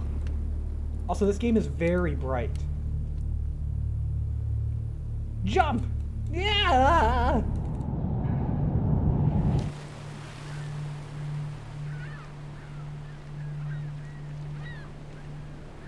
No! No! No! The sheep! No! No! No! How horrible!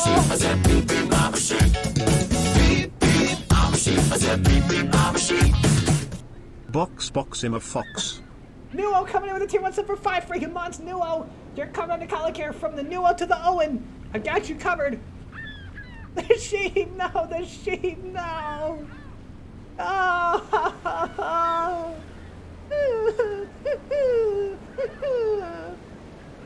Okay, enough crying over spilled sheep.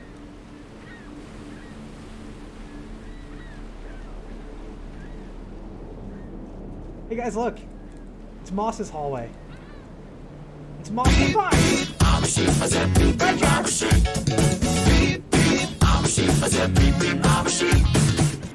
Long time no see. You're looking different. Did you get your flops done? Fletcher coming in with a tier 1 sub for 4 freaking months. Fletcher from you're covered under collar care from the Fletcher to the K. You're not covered because it's not real insurance. Did I get a flop? Did I get my flops done? I did. Thank you for noticing. They're extra floppy. Did you click on the portrait? Oh no, did I? Failing to succeed does not mean failing to progress.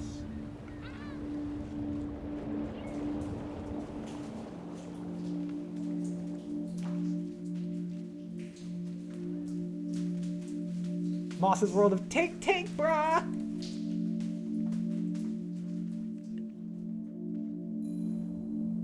Some paths are clearer than others.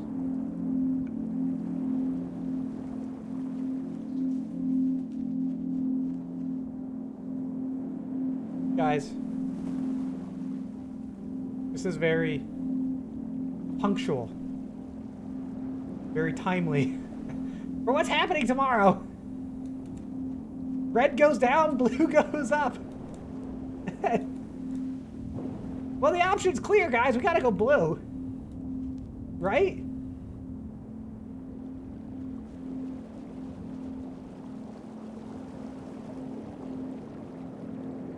What?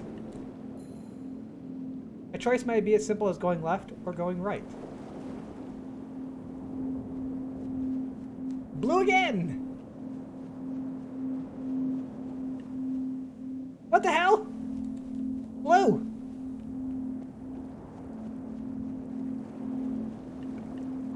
God damn it! Okay, left. Let's go red.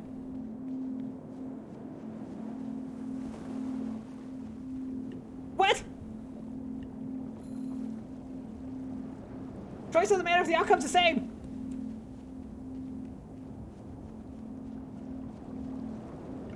What the hell?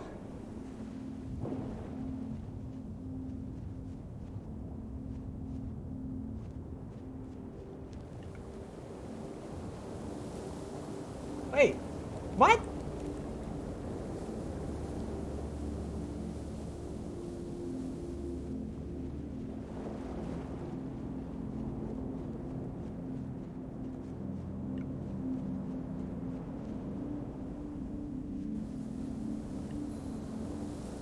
When you return to where you've been, things aren't always as remembered.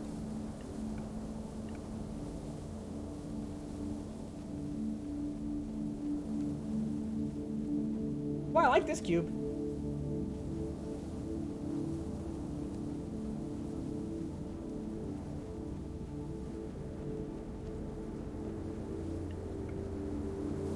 That's so weird how it just wraps around itself like this.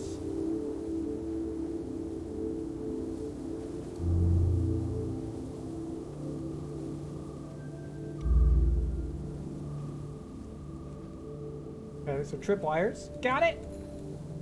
Some choices leave us running around without really going anywhere. Wait, what the hell?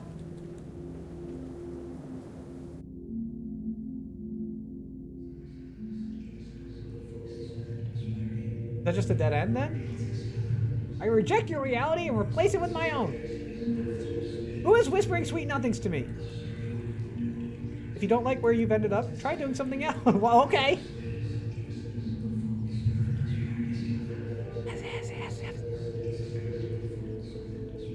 Whisper sweet nothings. Whisper, whisper, whisper.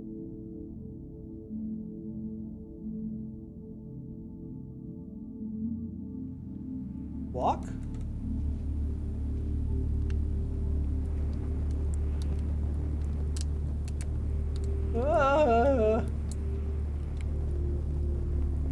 The marker's whispering. It was the marker!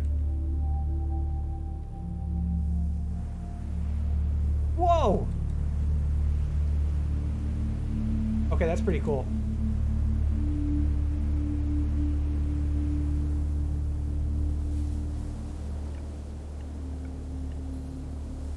Taking the first step can be the hardest.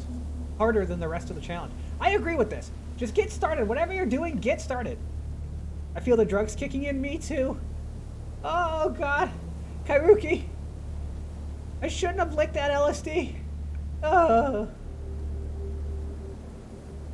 Welcome to the world of trips. Wait, hold on, what's this way? Whoa, what the hell?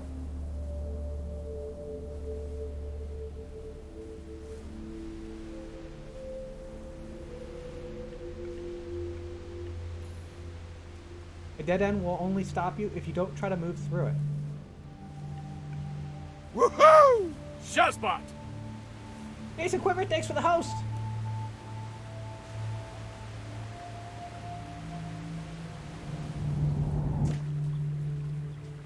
Well, I couldn't fly. How am I doing? I'm doing well. How are you? We fall down when there's nothing there to support us.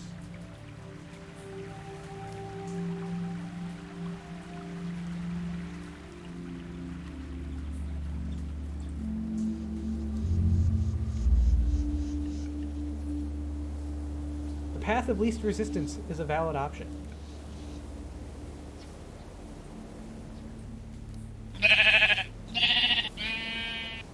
Chrono Terminal, thanks for the follow. Welcome to Fobby Flock. Welcome in. Somebody put cocaine in my cat food and then ended up in a world I don't want to be in. Don't do cocaine.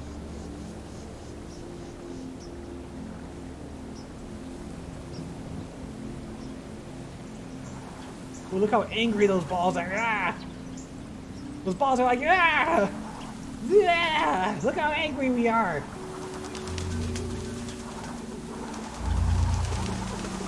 Ah!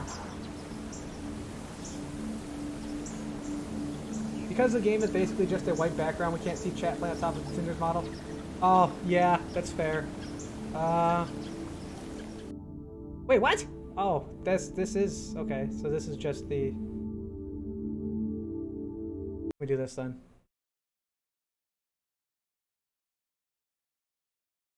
We're just gonna turn the chat box off for now. It's basically useless. Sorry guys, no chat this game. Or at least no chat above my head for this game.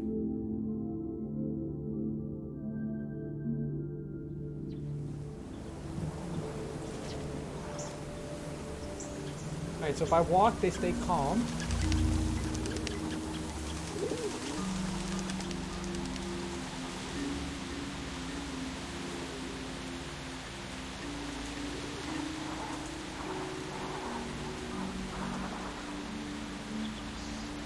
Those hallucinogens are scary. Take one path often means missing out on another.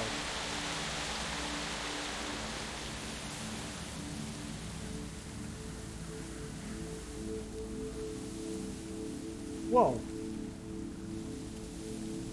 Our background is Spyro? Yes! Spyro! Also, do I look like... Hold on. I need to fix something. Where is... There we go. Is that better? Yeah, there we go. I wasn't quite at the bottom of the screen.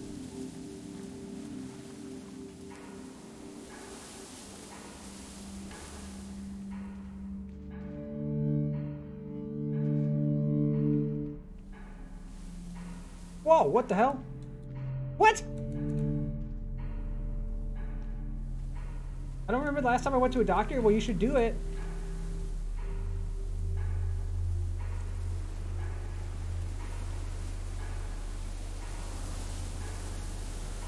No!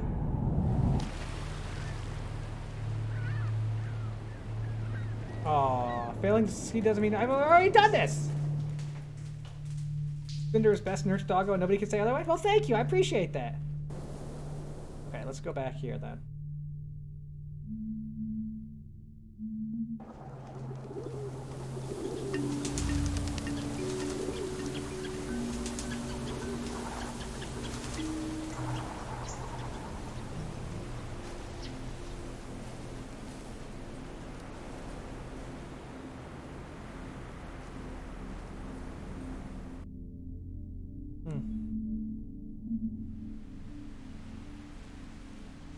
Yeah, just bust through the wall. I do my best to avoid hospitals. I'm deathly afraid of needles. Everybody's afraid of needles. Don't get so... Don't get to the point where your fear of needles prevents you from receiving appropriate care. Whee!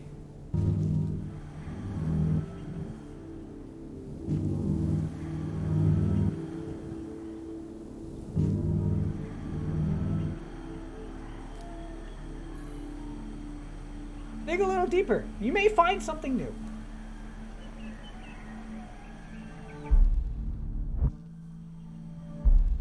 Wah!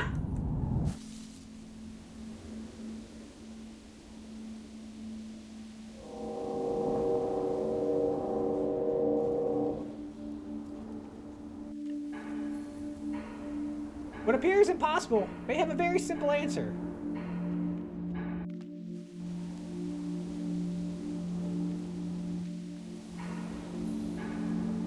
How we perceive a problem can change every time we see it. That's actually pretty interesting. This game seems fantastic. It's definitely interesting.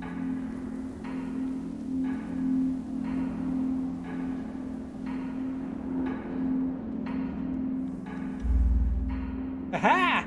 I'm smarter than you, stupid eye thing!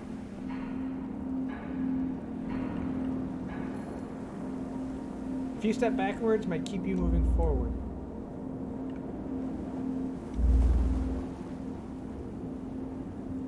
Have you played Fez? I have not. I know of it, though. Would it become a horror game if something started chasing you through these corridors? Probably. I get to the point where since I don't allow needles in my to pierce me, my blood won't clot and I get an IV put in me. I mean, if you come into the emergency department, I can almost guarantee you're gonna get an IV.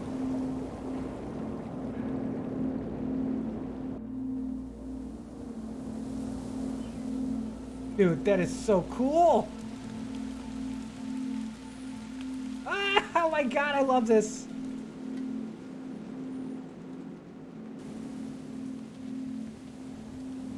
Oh my god, dude, this game is really cool. Wrestling story, I felt like I almost got my shoulder ripped out once in high school, and I got caught in a wicked armbar and the shoulder joint pops. And not worth getting looked at. I mean, if it's how long has it been, and you can go see an ortho doctor, but I doubt they're gonna do much about it. Okay, let's go to the blue. A window of opportunity can lead to new places if you're willing to take a closer look.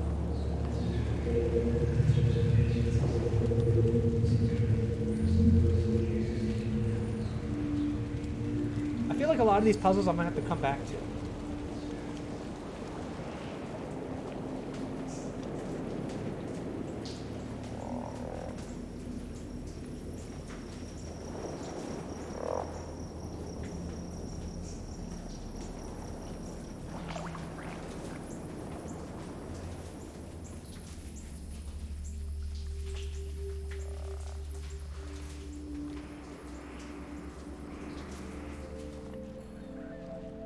Look a little harder. We'll find a way forward.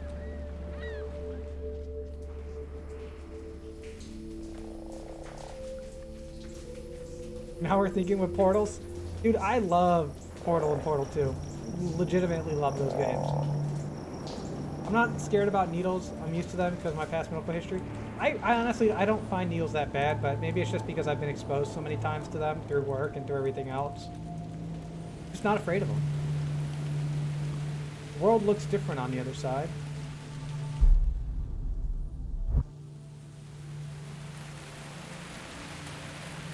I know you get like a little materializer gun at some point that I need for these puzzles.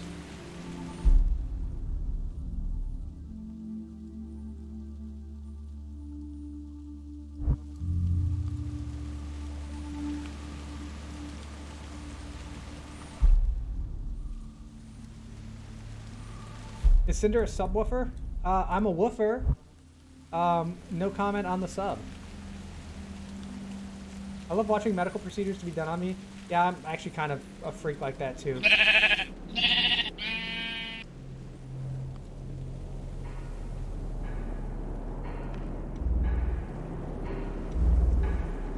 Screw you, I. F-E-L-I-F. Life.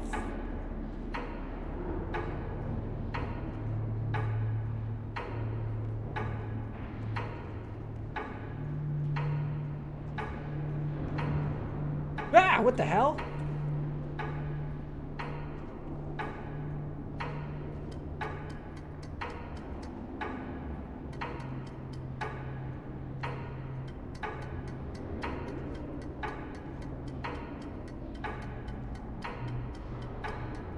Go, little cube, go, go, go, go, run!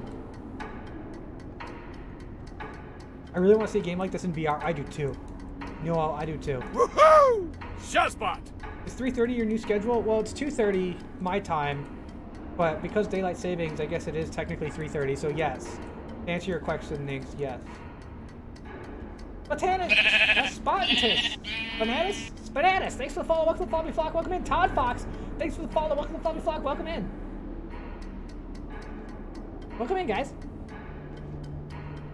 We're inside a clock. I hope it's not nearing midnight or noon.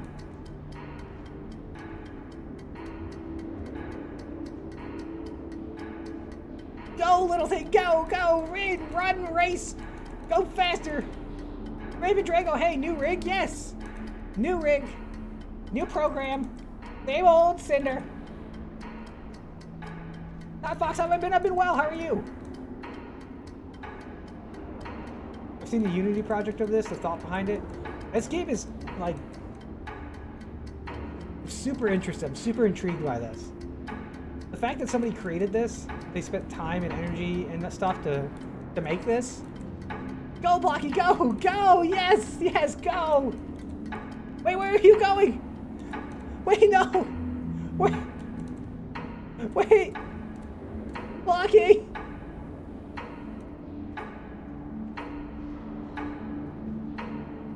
Our only friend in this whole place is gone. No. No.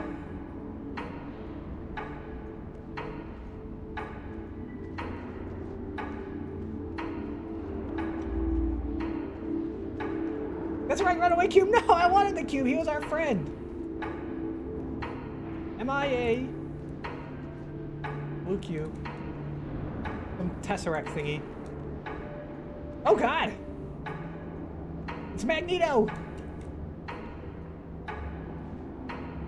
Well, that's terrifying.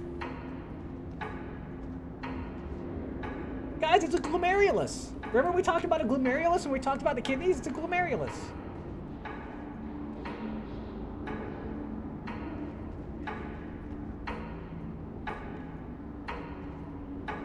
Pong.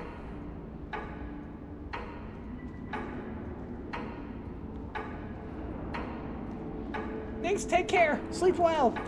Rest up. This looks like those Celtic knots that people always get tattooed on them.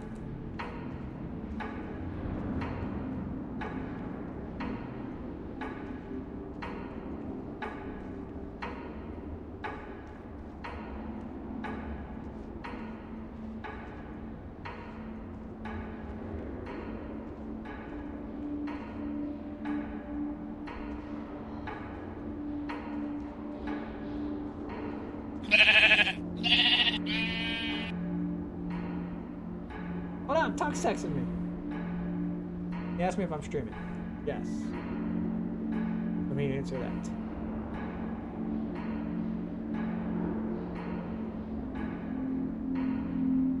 I'm gonna go through that in a second. Hey, it's one of those fun houses.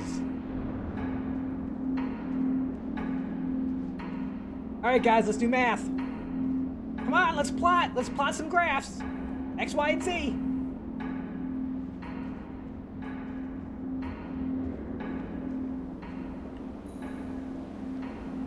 When you absorb your surroundings, you may notice things you didn't see before.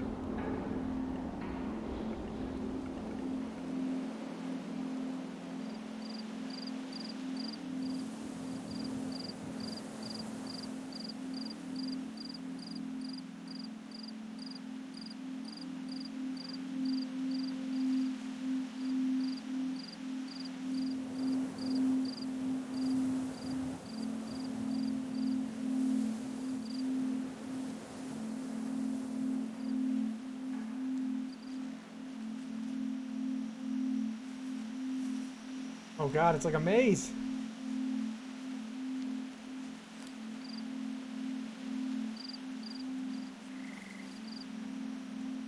Oh damn it!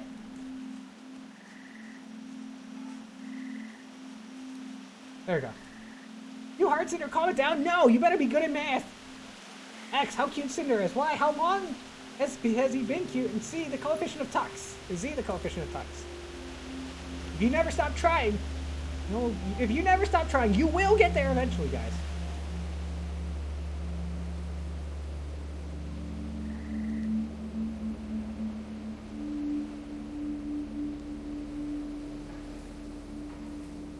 I guess it just wants me to run around in circles. Some choices can leave us running in circles. Look, guys, it's a dog chasing his tail. I'm gonna get your tail. I'm coming for you.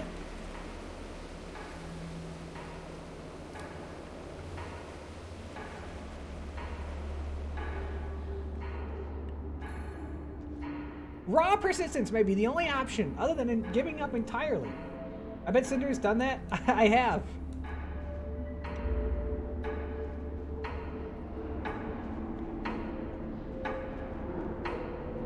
Most people don't think about what code must be behind this. I mean, I'm sure it's incredibly, like, complex and interesting. I like this one. Cube. Look. Look at the cube. Look at it. It is cubey. Look at the cube! Oh god, I'm floating. Oh god, wrong button! Oh god, everything's going to hell!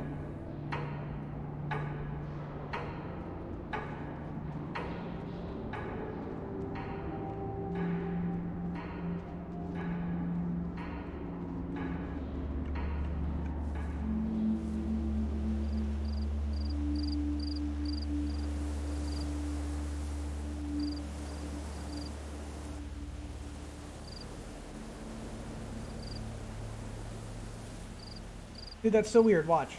When you do this, and then now it's green!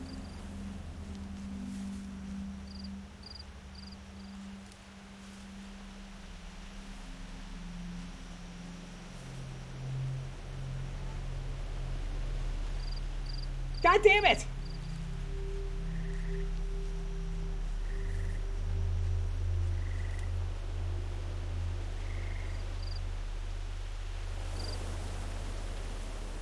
Oh wait, I'm still angry.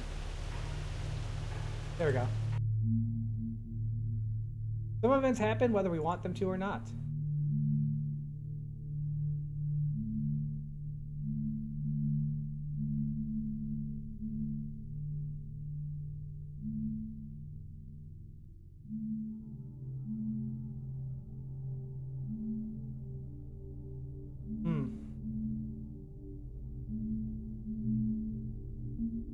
Go back here. Wait, oh god. This is when I screwed up the last time, okay.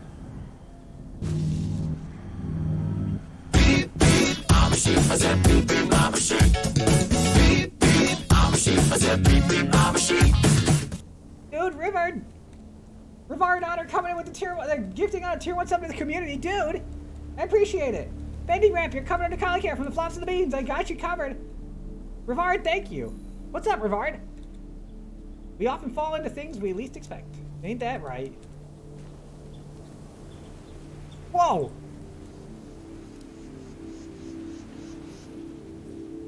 Some small steps can take you great distances. Job hunting? Why? You trying to get a new job? They've been treating you like crap.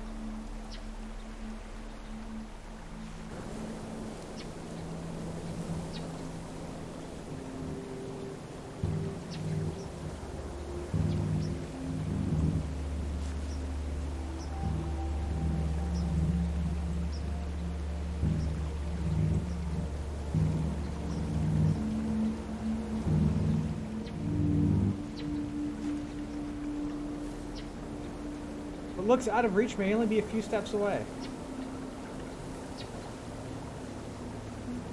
Oh, there's stairs here. You just had to walk up them. You want to hear a dark joke? Probably not. Because, is it PG? Is it PG-13?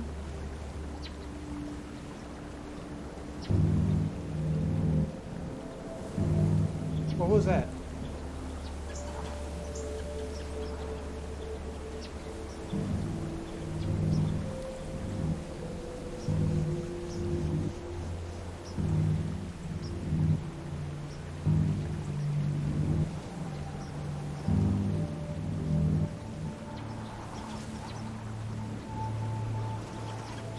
Do this.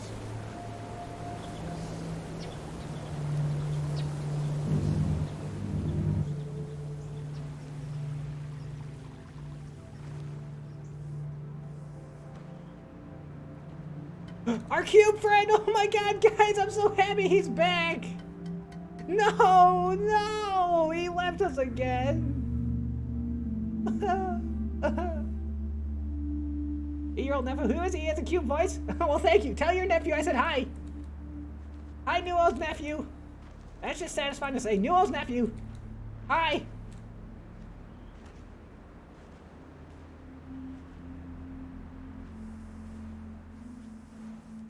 Yay.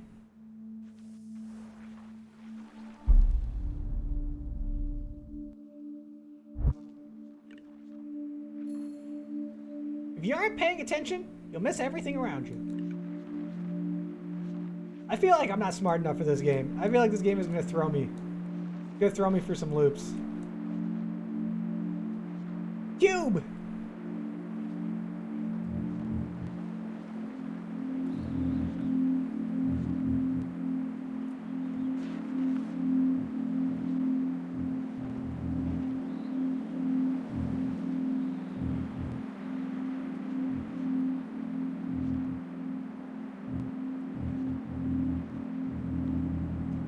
Whoa! Oh, I could push this wall.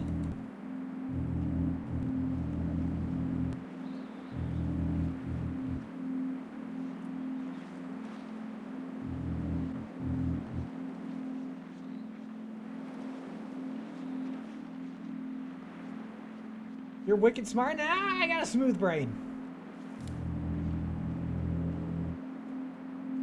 Okay, you don't have to humor me. I know where my brain size is.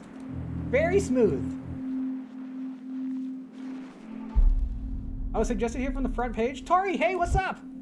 Welcome in. Thanks for joining.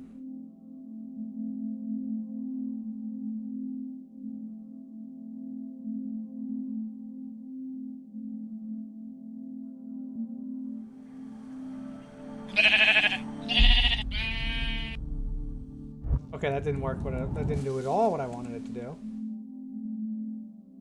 Wait, time remaining? What? What? I'm timed. What? What? A prune is just a plum that thinks too much. Also, Tori Darkfire, thanks for the follow. Welcome, Floppy Flock. Welcome in. Broasted, thanks for the 100 bits. Thanks for making tuck stands. Look at that werewolf. USDA Prime Werewolf, guys.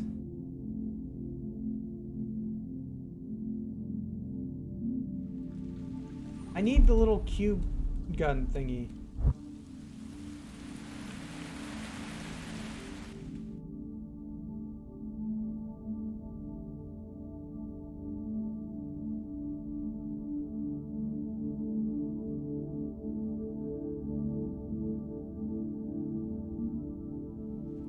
What if I go to the right?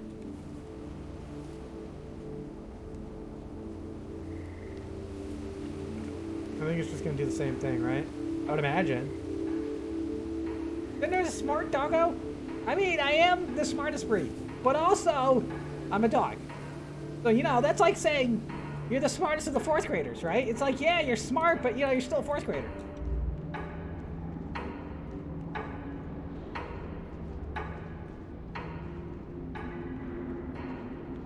I feel like I'm missing something in here, other than the cube.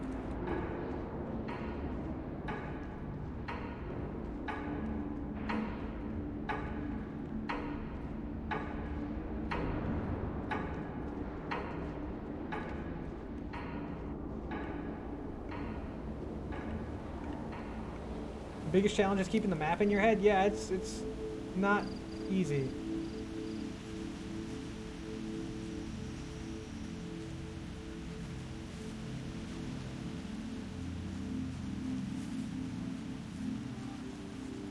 Okay, so then this leads us here. God damn it!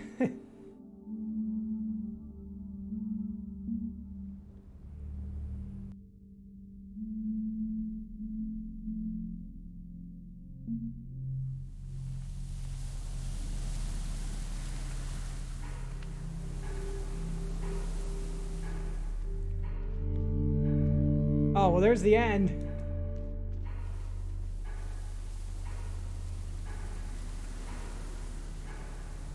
Yeet!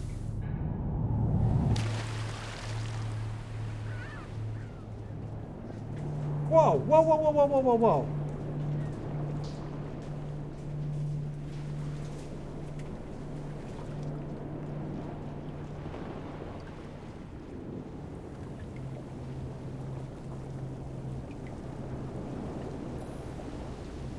Venturing into the unknown can lead to great rewards. There's the gun. Okay, that's what I need. I need that. Does anyone else like flopping Cinder's ears, or is it just me?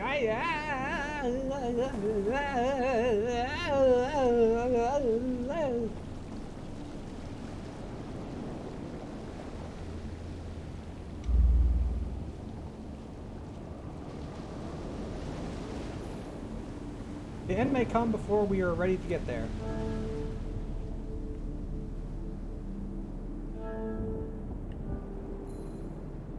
Life isn't about getting to the end. Flops are extra floppy.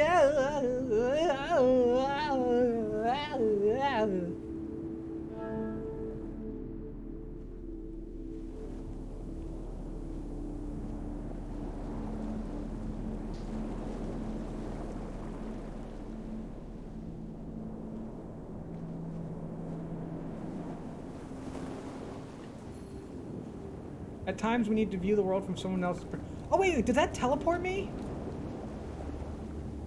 Oh, that is so freaking cool. Oh my god, I love that. Okay, that's really neat. What is this weird, strange game? It's called Antichamber. It's a puzzle game. Doesn't really give you much in terms of direction. It just you just do. Okay. Need to go that way.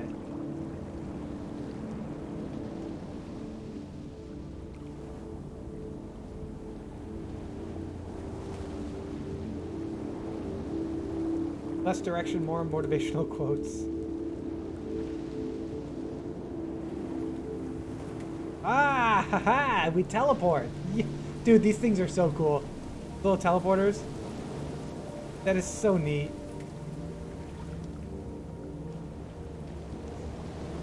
Riley the Fox, hey! Try hard enough and you'll get to where you want to be.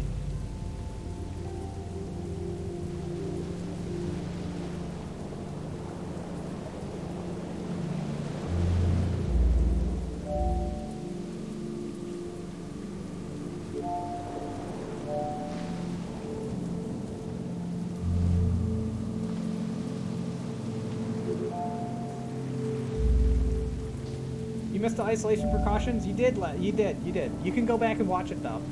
Oh, here, hold on.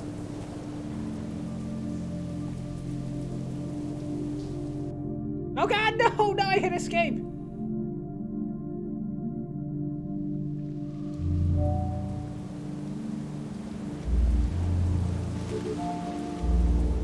Let me do it like this, because I'm going to turn the chat off since it's primarily a white background and you're not going to be able to see much.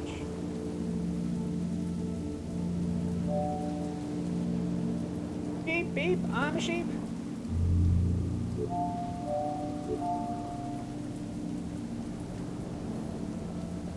Some doors will close unless we hold them open.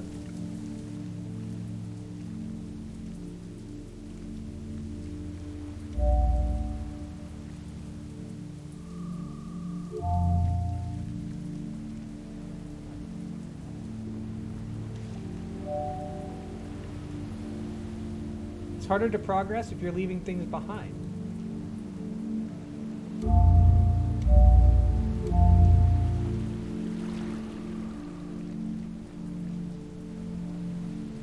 Ah, I got it. Okay.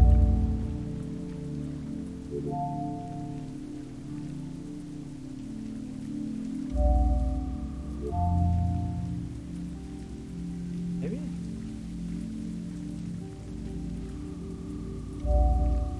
Oh, okay. Got it.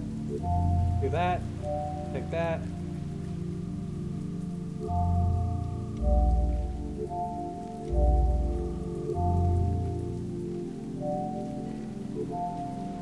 Wait.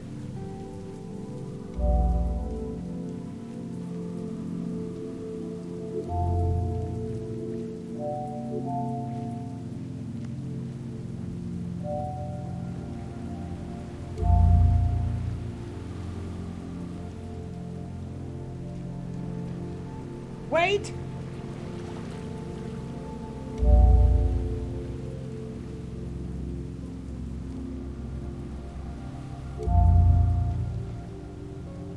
Confused in the Shugaka, I'm thinking.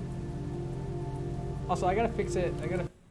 Damn it! Okay, hold on. I gotta fix this. I don't know why. This is not quite where I want it. Oh god, where'd I go? There. Better.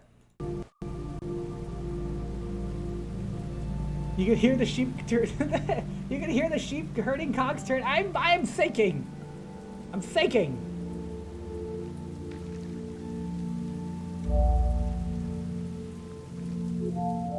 I got it. I figured it out. Crap!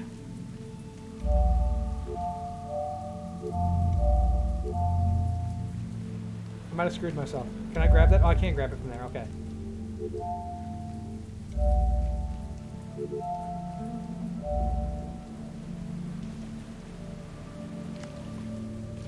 Oh my god, I'm so smart!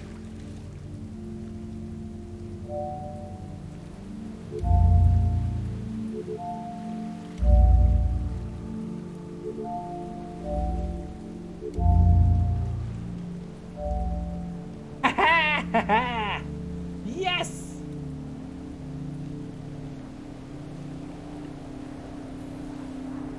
There are multiple ways to approach a situation. Awesome.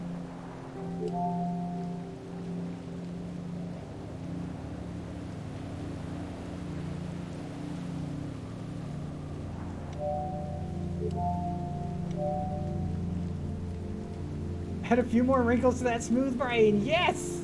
A few more!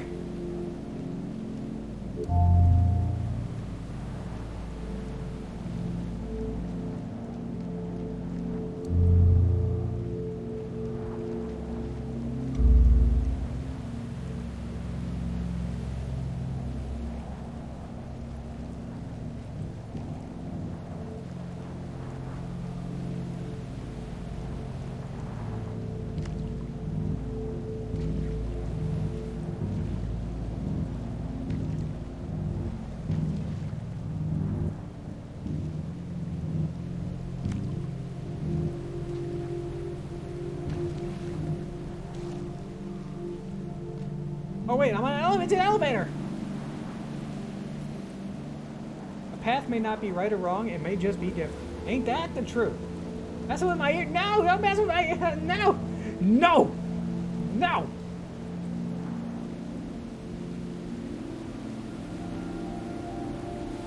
Oh my god.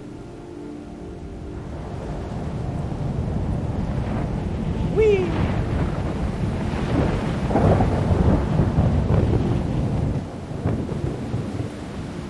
Too much curiosity can get the best of us. Yeah, it sure did. I looked down. I damn right I did. I don't respect authority.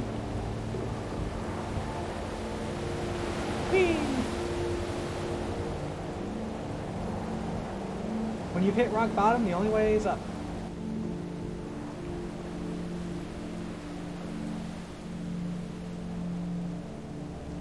Yeah, I looked.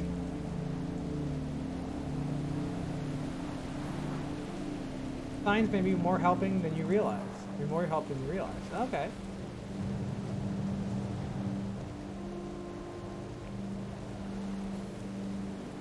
Some hurdles are too high to jump over.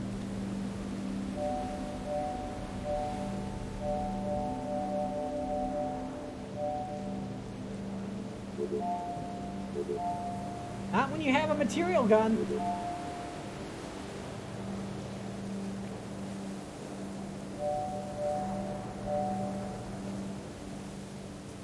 Punk collie.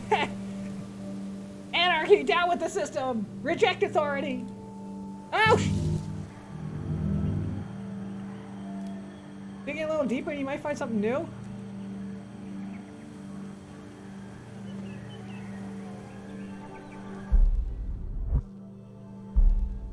Wait, what happened to all my ammo?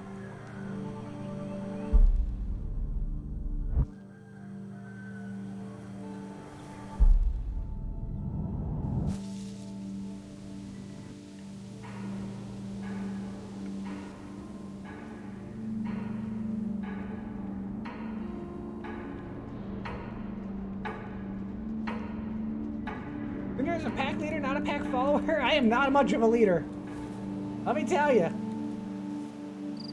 This looks trippy. It is a little trippy. But I like trippy puzzle games.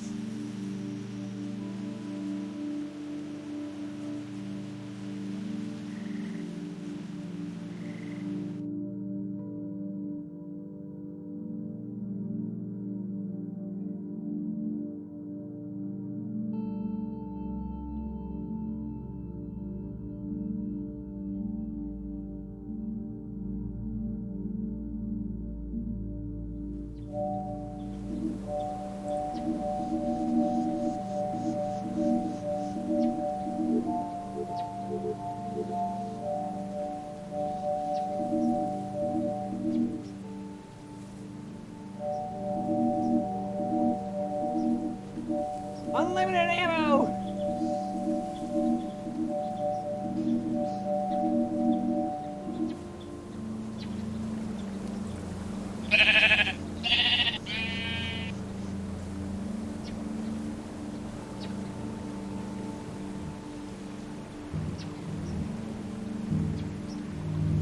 The messing with my ears makes me angry? Yes!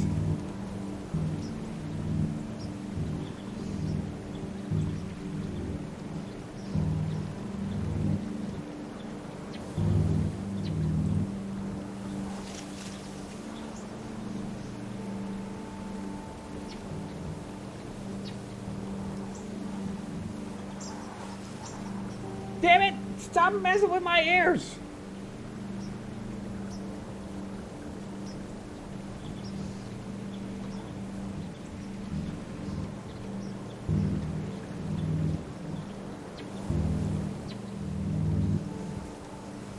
Oh, come on!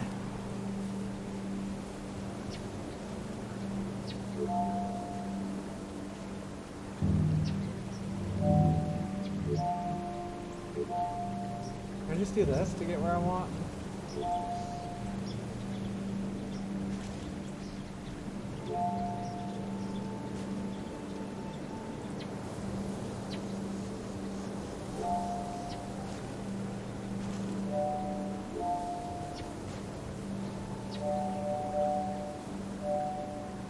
Jesus system, guys.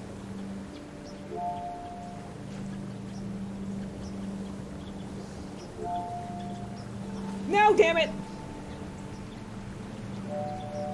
Do this.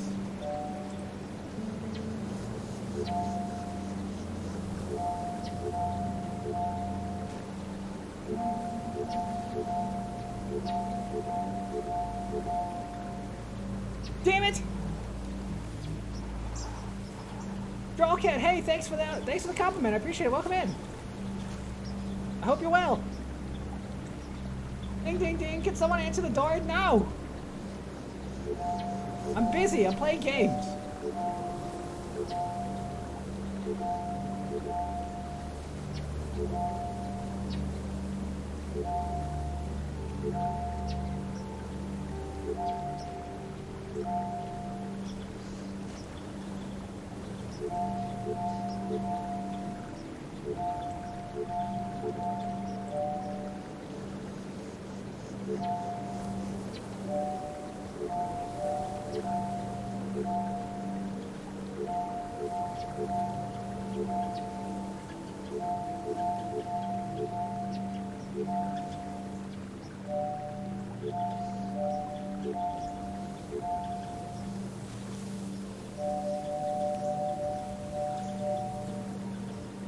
Okay, good enough.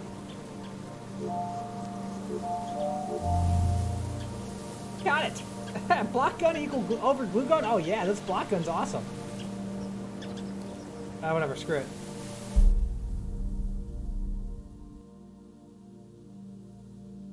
Okay, so in here I can't use my gun.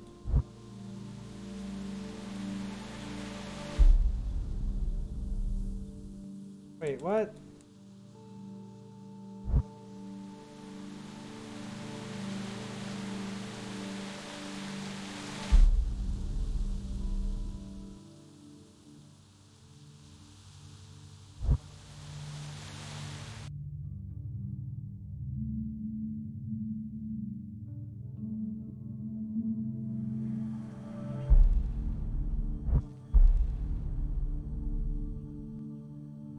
Is there like a hidden path in here that I need to find?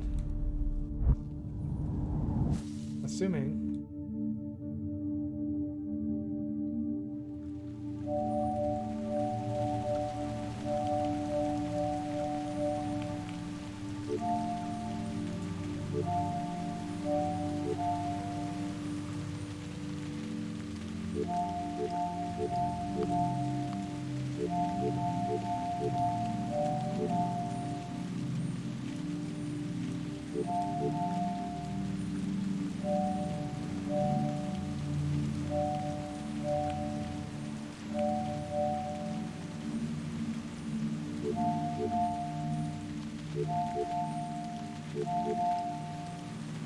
Ah, yes!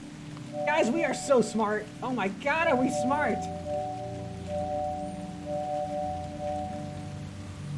Oh wait, I could have just... What? God damn it. I did all that and I could have just run right through them. Although I do need to shut all those off to open that up.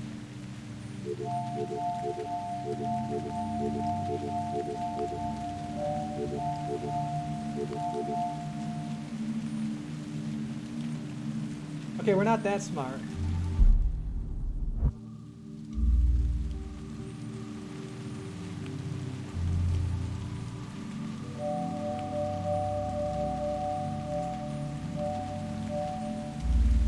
Oh, okay. So we were kind of right.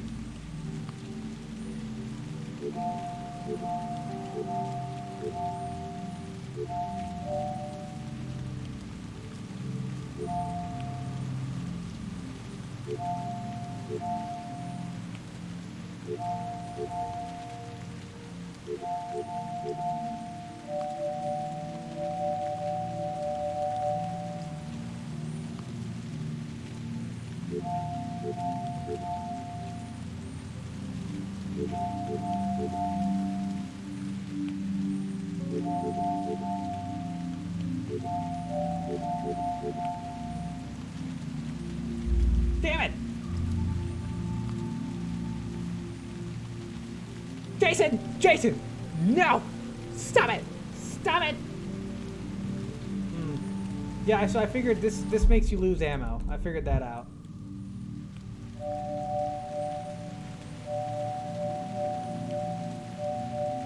So this closes that. That opens it. Oh.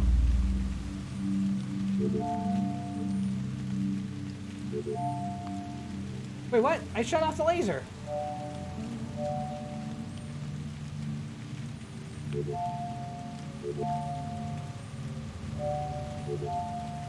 That should work!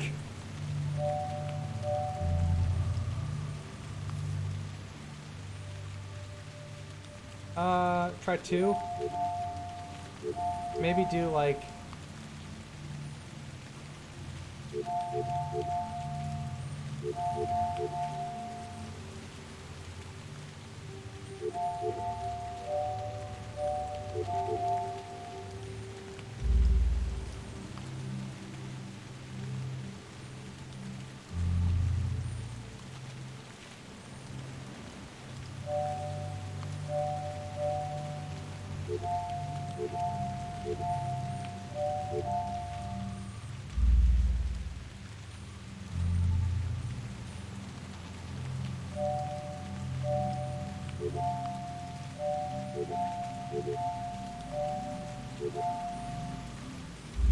No, come on, damn it, that was in.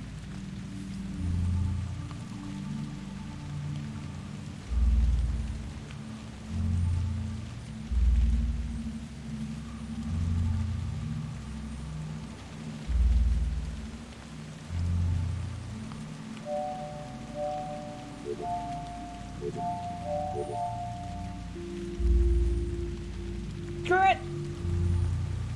Does the laser still trigger if you block it from one side? That is a good question. Let's find out.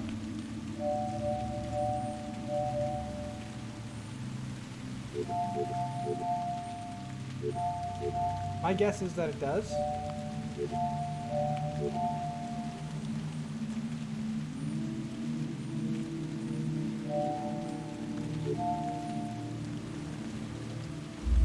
Yeah.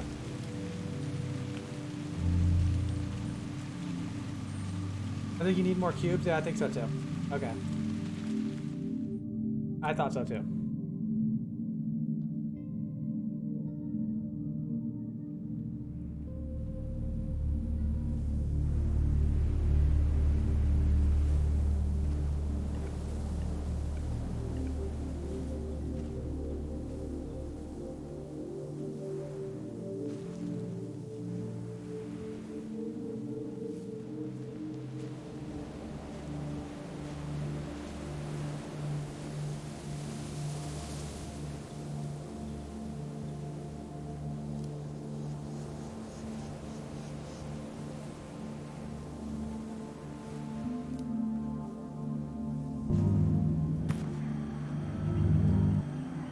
Can I bring cubes with me to the escape room? That I don't know.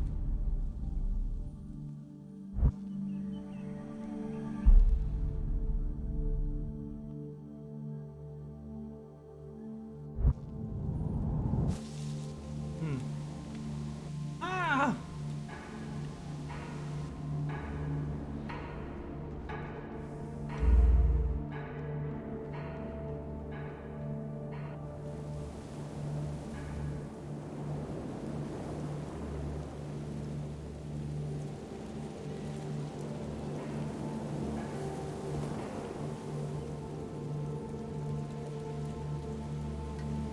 Cube! Our cube friend is back! Guys, we found him again! No! He's gone! It's like that, he's gone!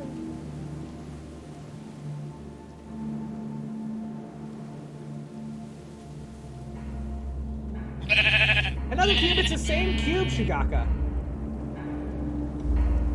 Blitz the Prototype, thanks for the follow, welcome to Flobby Flock, welcome in!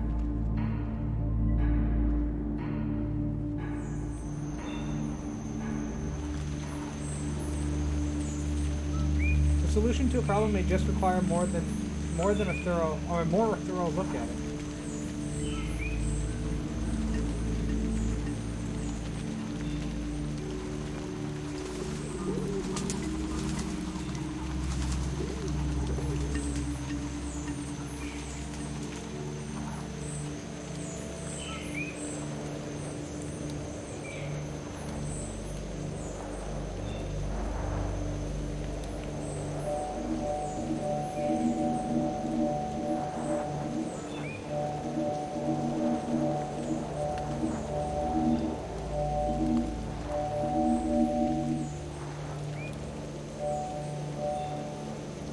keeps returning to see you. Or maybe Cinder is a cubist. A cubicist? Cubicist? Cubicist? I think it's all cubicists. I do not think they're all the same color. I think they're all beautiful in their own way.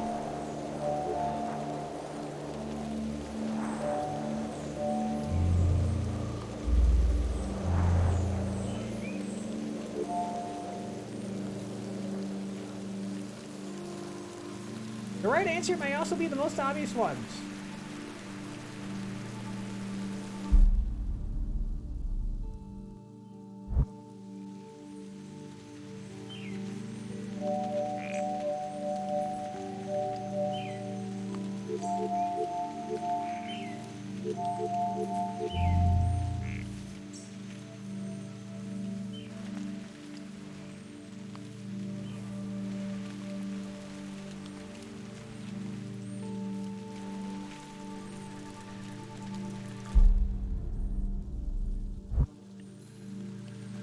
Sometimes we only have just enough to get by.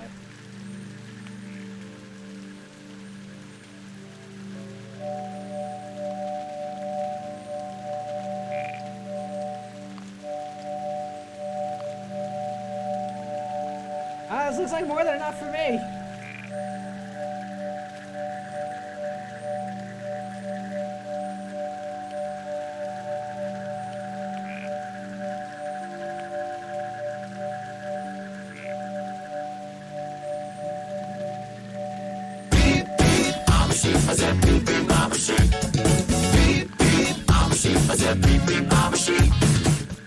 Love the new avatar. Hope everyone is having a nice day. Making sure I have my colleague hair coverage. Cinder 7 flop. Cinder 7 flop. Dude, Nakifer coming with the tier 1 sub for 3 freaking months. Nakifer, enjoy your blue sheep now. Nakifer, you're covered in color care from Floss to the Beans. I got you covered, don't you worry. Noodle the Corgi, hey, welcome in. Thanks for the follow, welcome to Bobby Flop.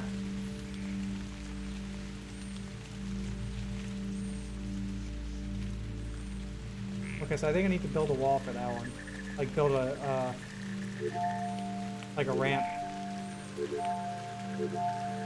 Dude, thanks for the resub. I appreciate it, Nakifer. Guys, can you spam Cinder 7 flop in the chat? Spam the flops. You need to build a wall. Don't read into that. You know what I meant.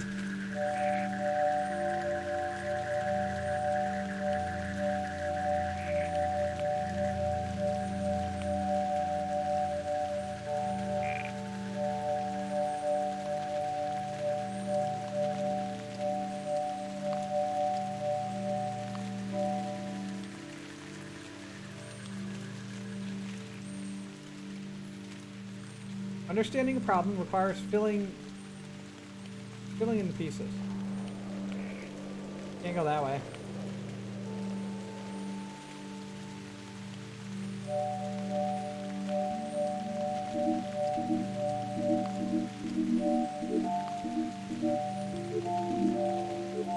What? It just dissolves it.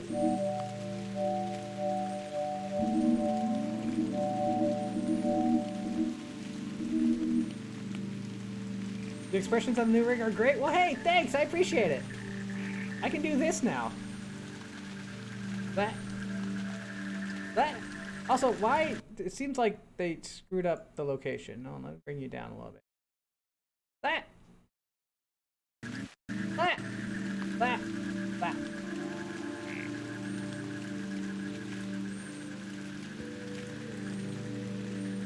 The drunk guys are better. Just say. I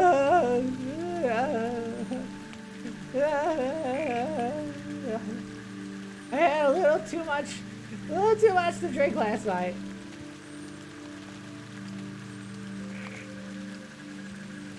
Disembodied?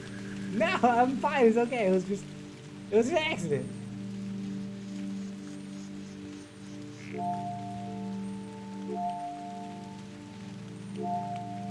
Man, I know nothing more than 3D platforming. Damn it!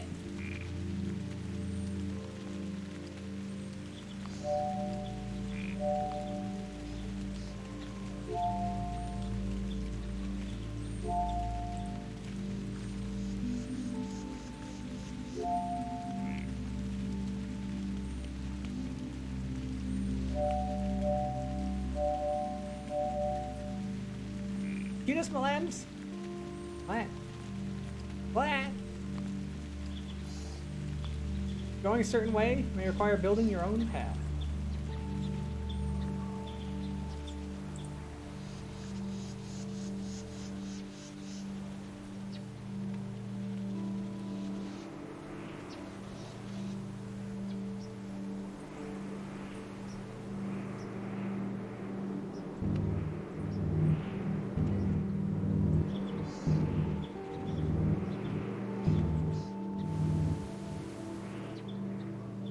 Winter has my favorite face rig on all. Aw, I'm so nice. I appreciate that. Thank you. Seriously, that's a big compliment.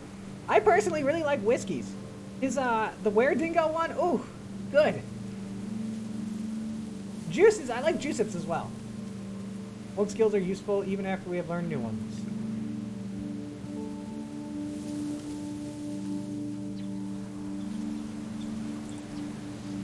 Aha! See, I knew.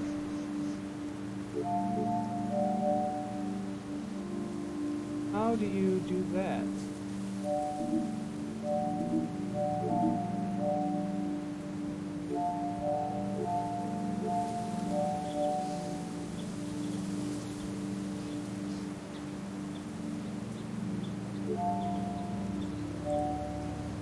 Huh.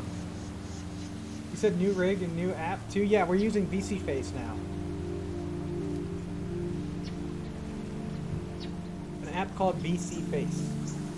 Were Dingo, yeah. So Whiskey Dingo has one that's like it's like a Were Dingo.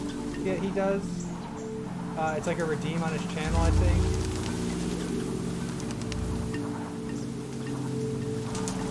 I want that side open.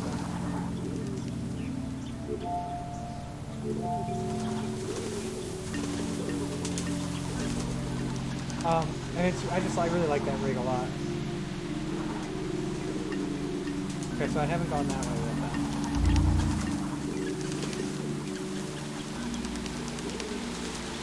He changed it though, yeah, he changed to the his VR rig. Some paths are straightforward.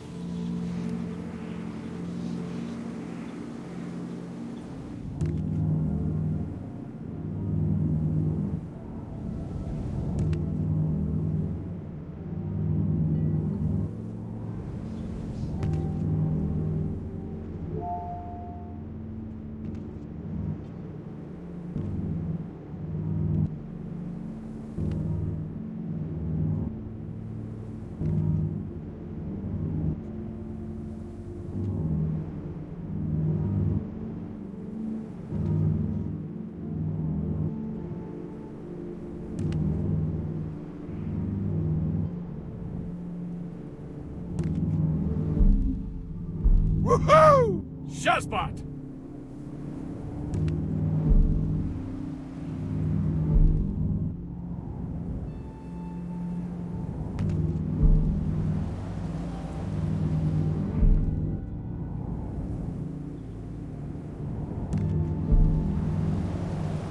Am I gonna be able to get low enough with this?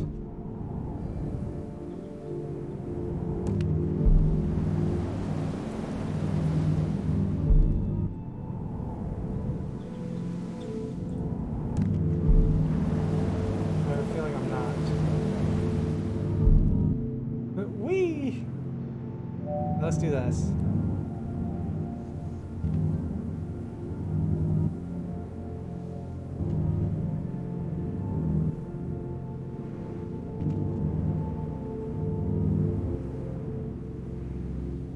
Try to get this as low as we can.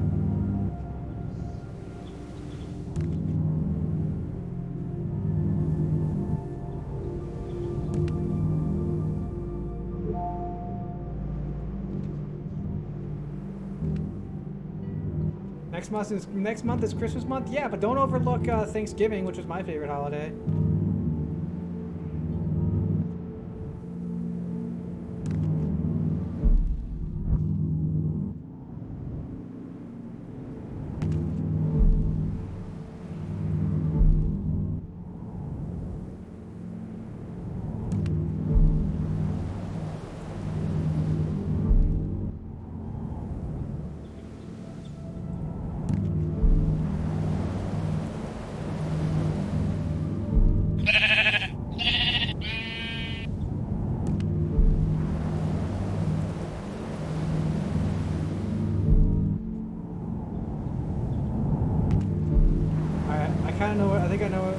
We almost got it.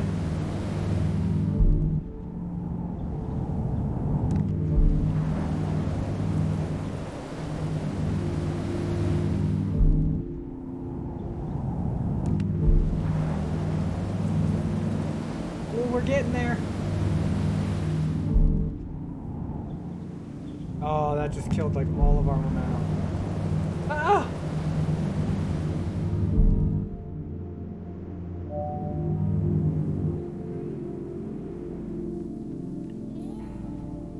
Life has a way of pushing us in the right direction, does it? Oh, hey! Cinder became Chunk Collie at Thanksgiving? Yeah, dude, that's like my favorite thing to do. Eat!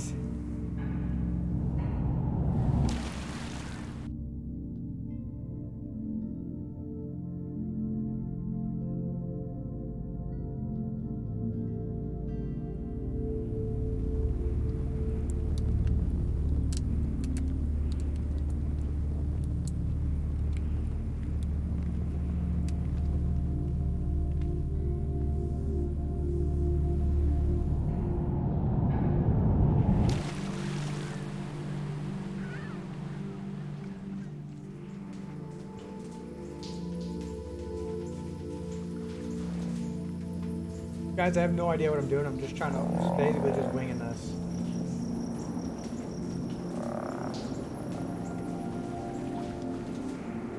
We're back here.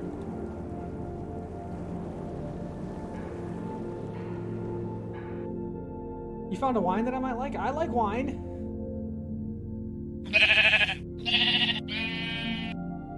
Yo, Sam, thanks for the follow. Welcome to Fluffy Flock. Darren Hunt, Husney, thanks for the follow. Welcome to Fluffy Flock, guys.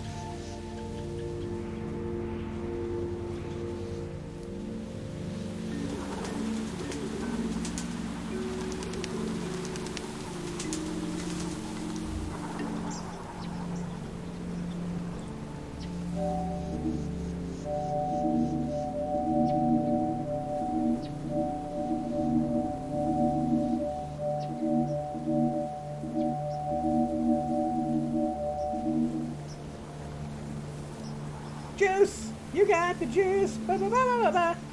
Welcome to the Fluffy Flock! Welcome in!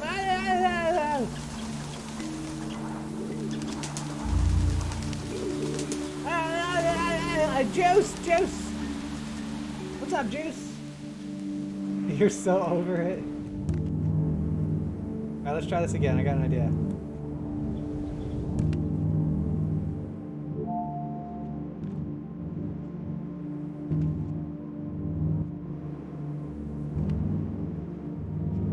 Oh, I screwed that up.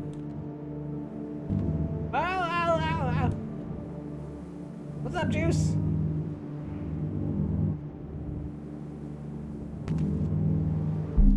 Oh, I screwed it up. Well, that'll work. That'll help. Yeet! Alright, let's see if we can make this work this time.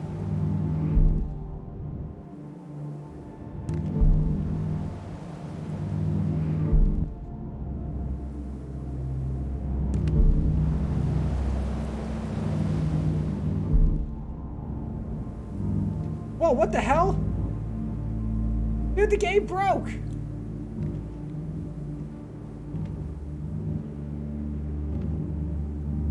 What? Huh?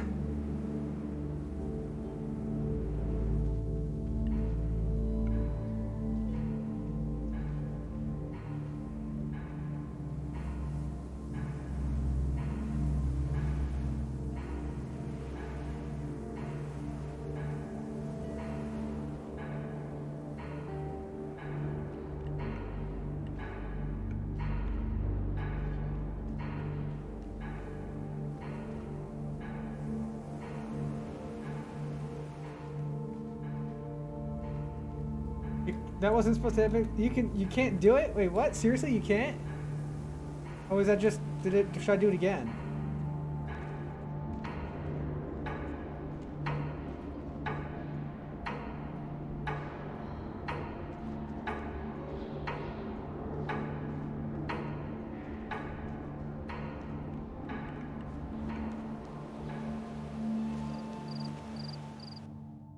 Dude, I'm so lost.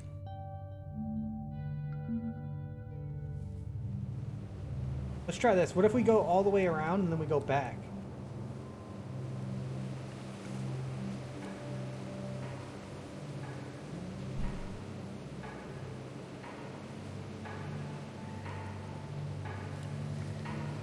So this will lead us over here. What if we go back now? Will this change anything?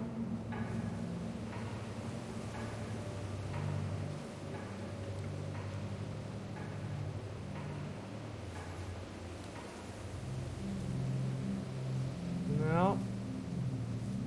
Crackout, hey, what's up? Welcome in.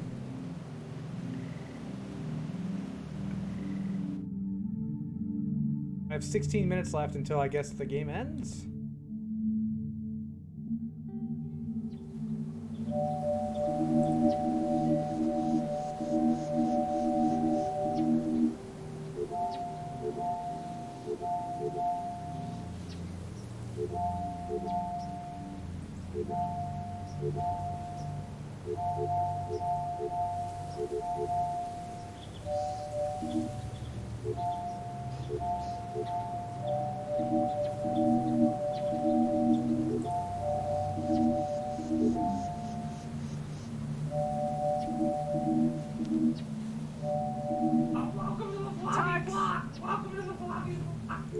Tux is home as he makes his grand announcement of making fun of my floppy flock.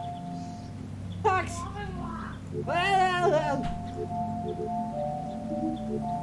He has to listen to that all the time. Alright, I connected the blocks. What now? I don't understand!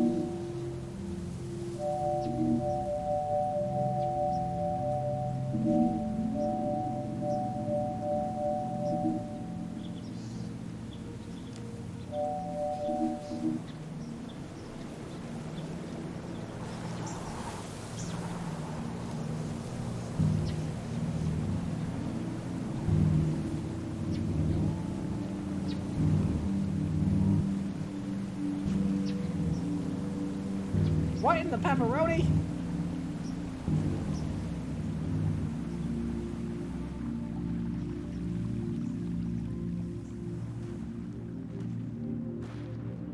Oh, this is where the cube would be if it was here. Or did we already do that cube?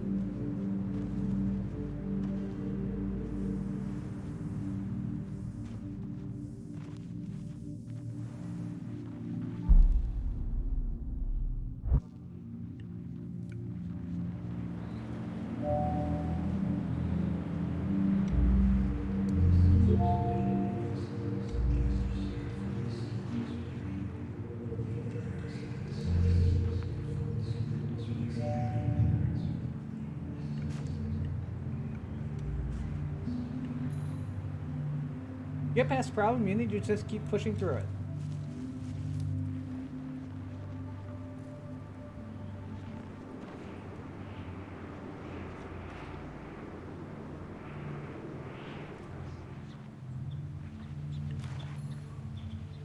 Getting where we want may require jumping through some hoops.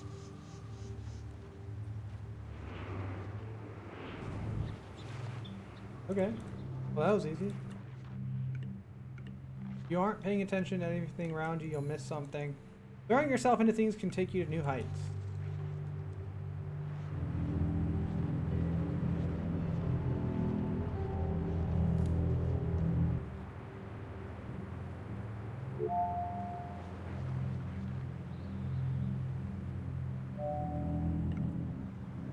Hey! I guess Tux never wants to hear beep beep, I'm a sheep. What we've done before may impact what we can do next.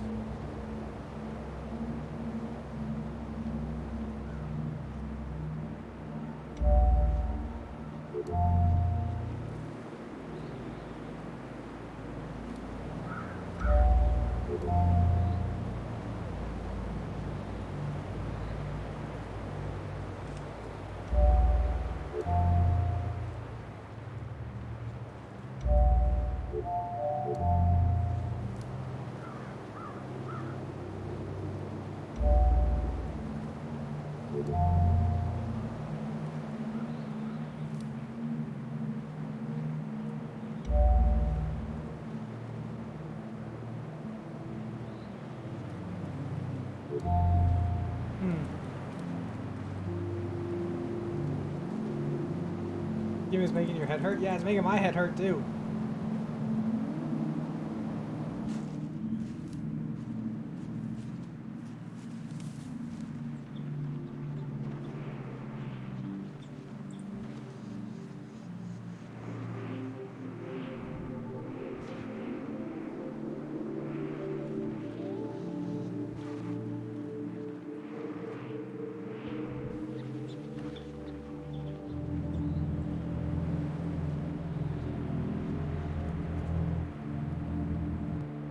Oh god, I don't have the cube.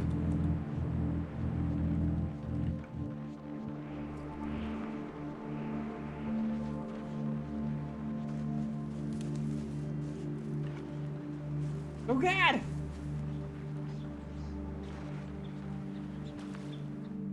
Oh, game is tough.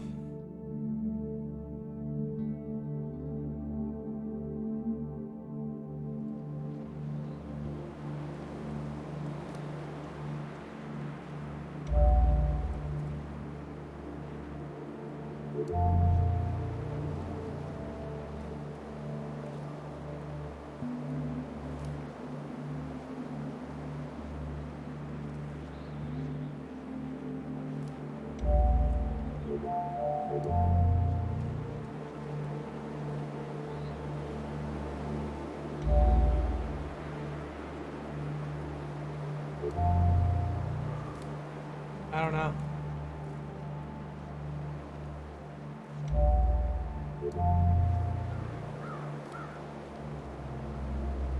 Game has stumped me pretty good.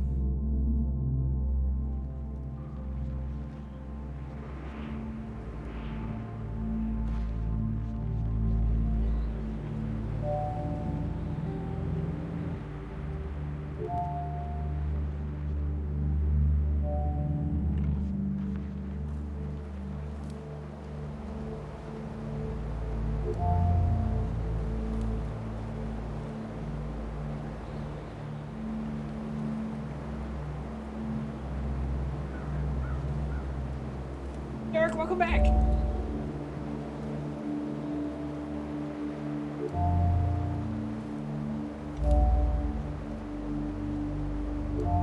Can I spawn with more and get more cubes? Let's find out.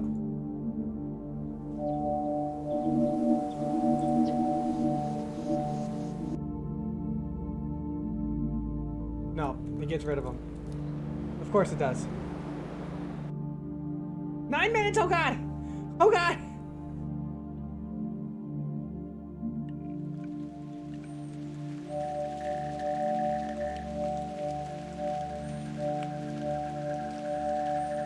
You like my avatar? Well, hey, thanks. I appreciate that. Thank you.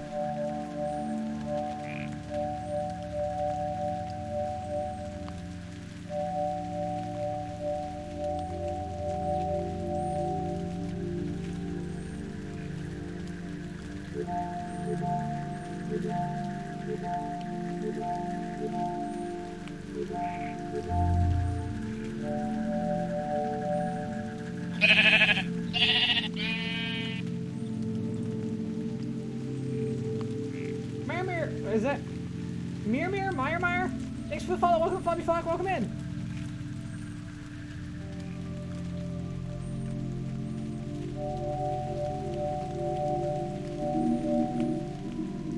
I haven't figured out how to deal with that yet.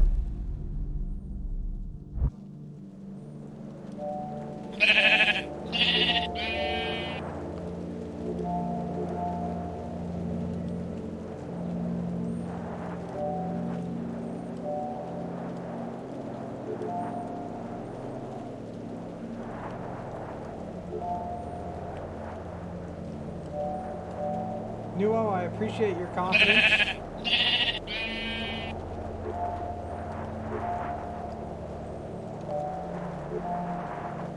I don't think that does anything.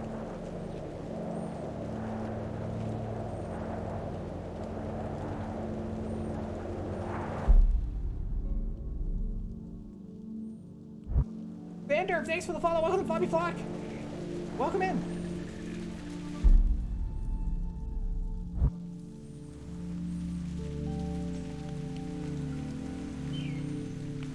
Dude, I am so lost.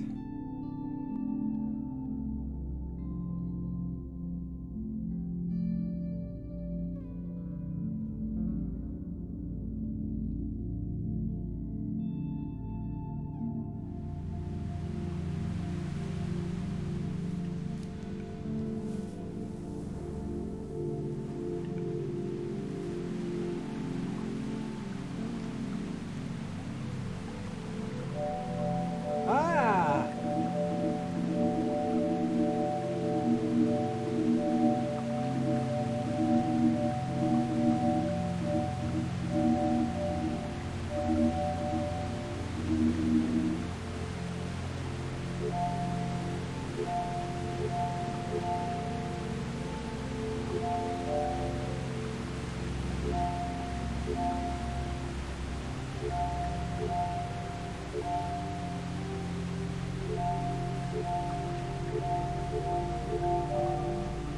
Can you drag and click to fill? I don't think so. I'll try the next one.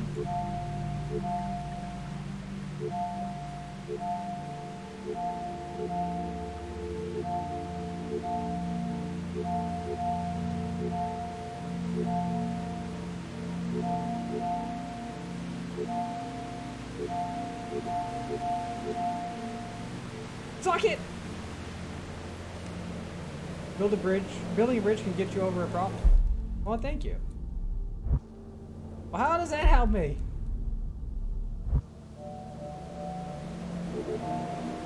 Whoa!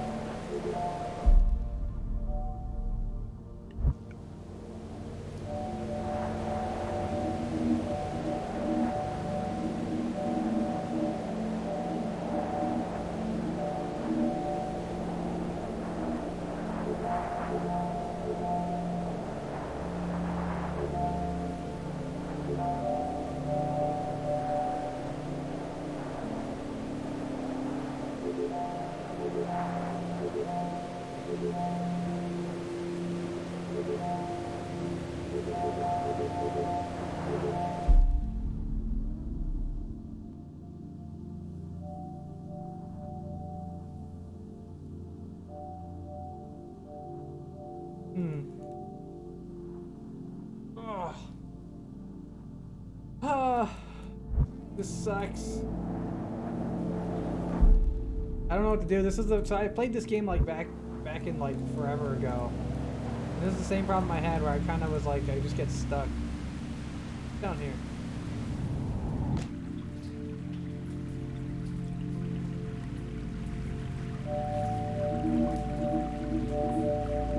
I haven't quite figured out how to get rid of these yet.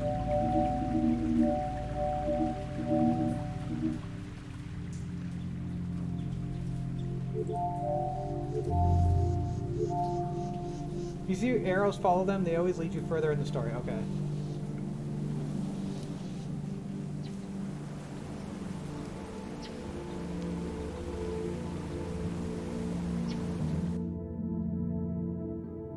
Guys, we got 3 minutes left. Oh god, what's gonna happen at 3 minutes?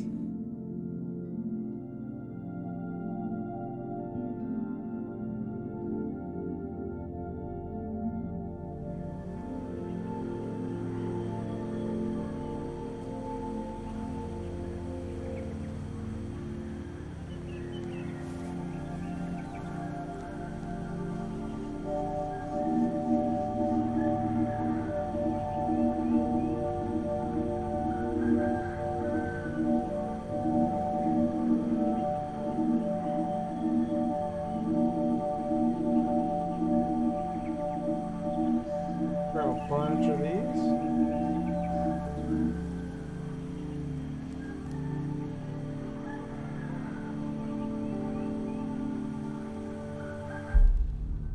Oh, I just got rid of all of them. Wow. I am so smart.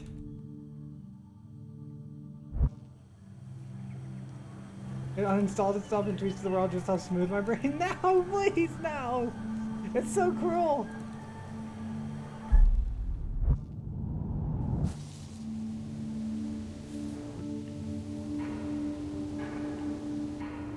Oh my god, this is something else.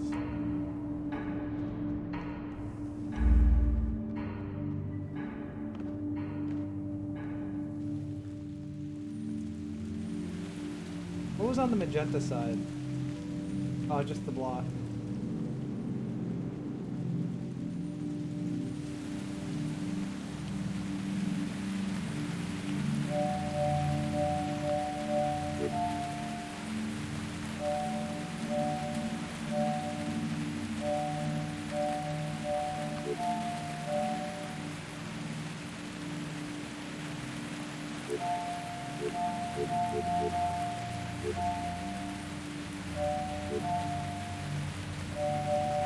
Am I missing something? How do I place these in here?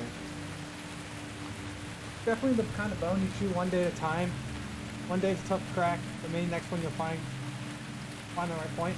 Is there, so am I missing something with how to do this then, in terms of like dragging these internally here?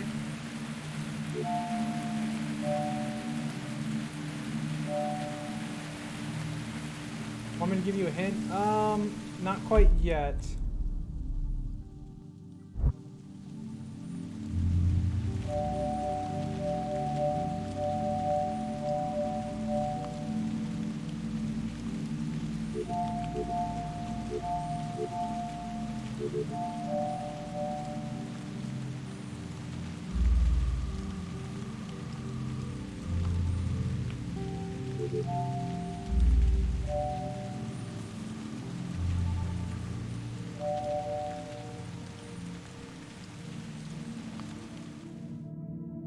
Well, we got 36 seconds.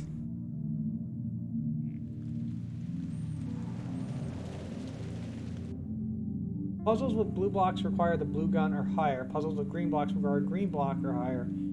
Oh, I didn't know there were more guns.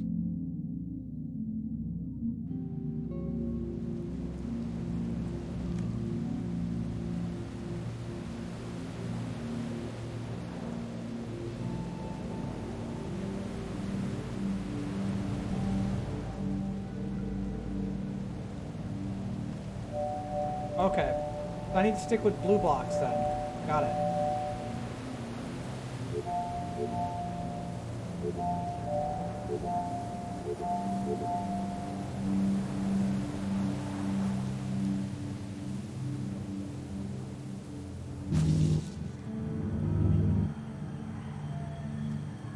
Damn it, I ended up right back in here. Oh well. Guys, let's do this. I think I'm a little laggy on my brain today, so we're gonna end it there, and we're gonna come back to this tomorrow. How do I? Does it automatically save? Your progress automatically save as you play. Click here to. Oh, okay. We're just gonna exit out of that. Also, I'm floating a bit. I gotta fix that.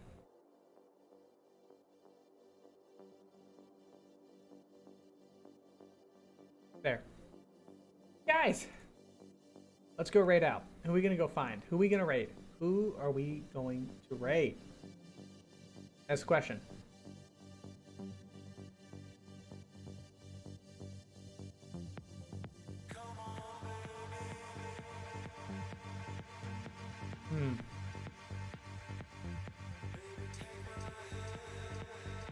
Who do we want to raid? Lino? Pilot Shep? I can do Pilot Shep. I've spoken with. I like Pilot. Oh, and they're playing with Lino too.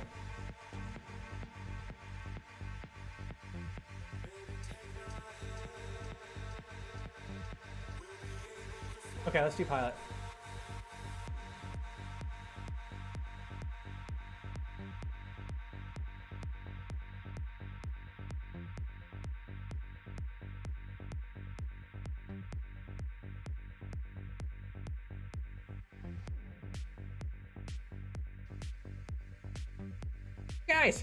Guys, you guys know the drill. Once you flop, you just can't stop. Thank you guys for everything. Today was fun. I should be back tomorrow. Depending. We'll see. Tomorrow, you're gonna get one more stream in either tomorrow or Wednesday. Most likely tomorrow because I have a dentist appointment on Wednesday. So probably tomorrow, if everything's still alive. Thank you guys for hanging out. Let's hit up the discharge desk on the way out. Make sure you guys have your insurance cards ready. Copayment is due at time of treatment. Coverage is limited. If you're not happy with your treatment, that's too damn bad. We'll try to play more Antichamber tomorrow. See if we can't figure out what's going on with it. I'll come up with a new lecture too. Thank you guys for hanging out. Thanks for the subs. Thanks for the bits. Thanks for the follows. You guys are freaking awesome. I appreciate everything. I appreciate all of you. Every single one of you guys. I appreciate you coming in, spending your time here, watching the stream. Thank you. Means a lot. I'll see you guys tomorrow, okay? Bye.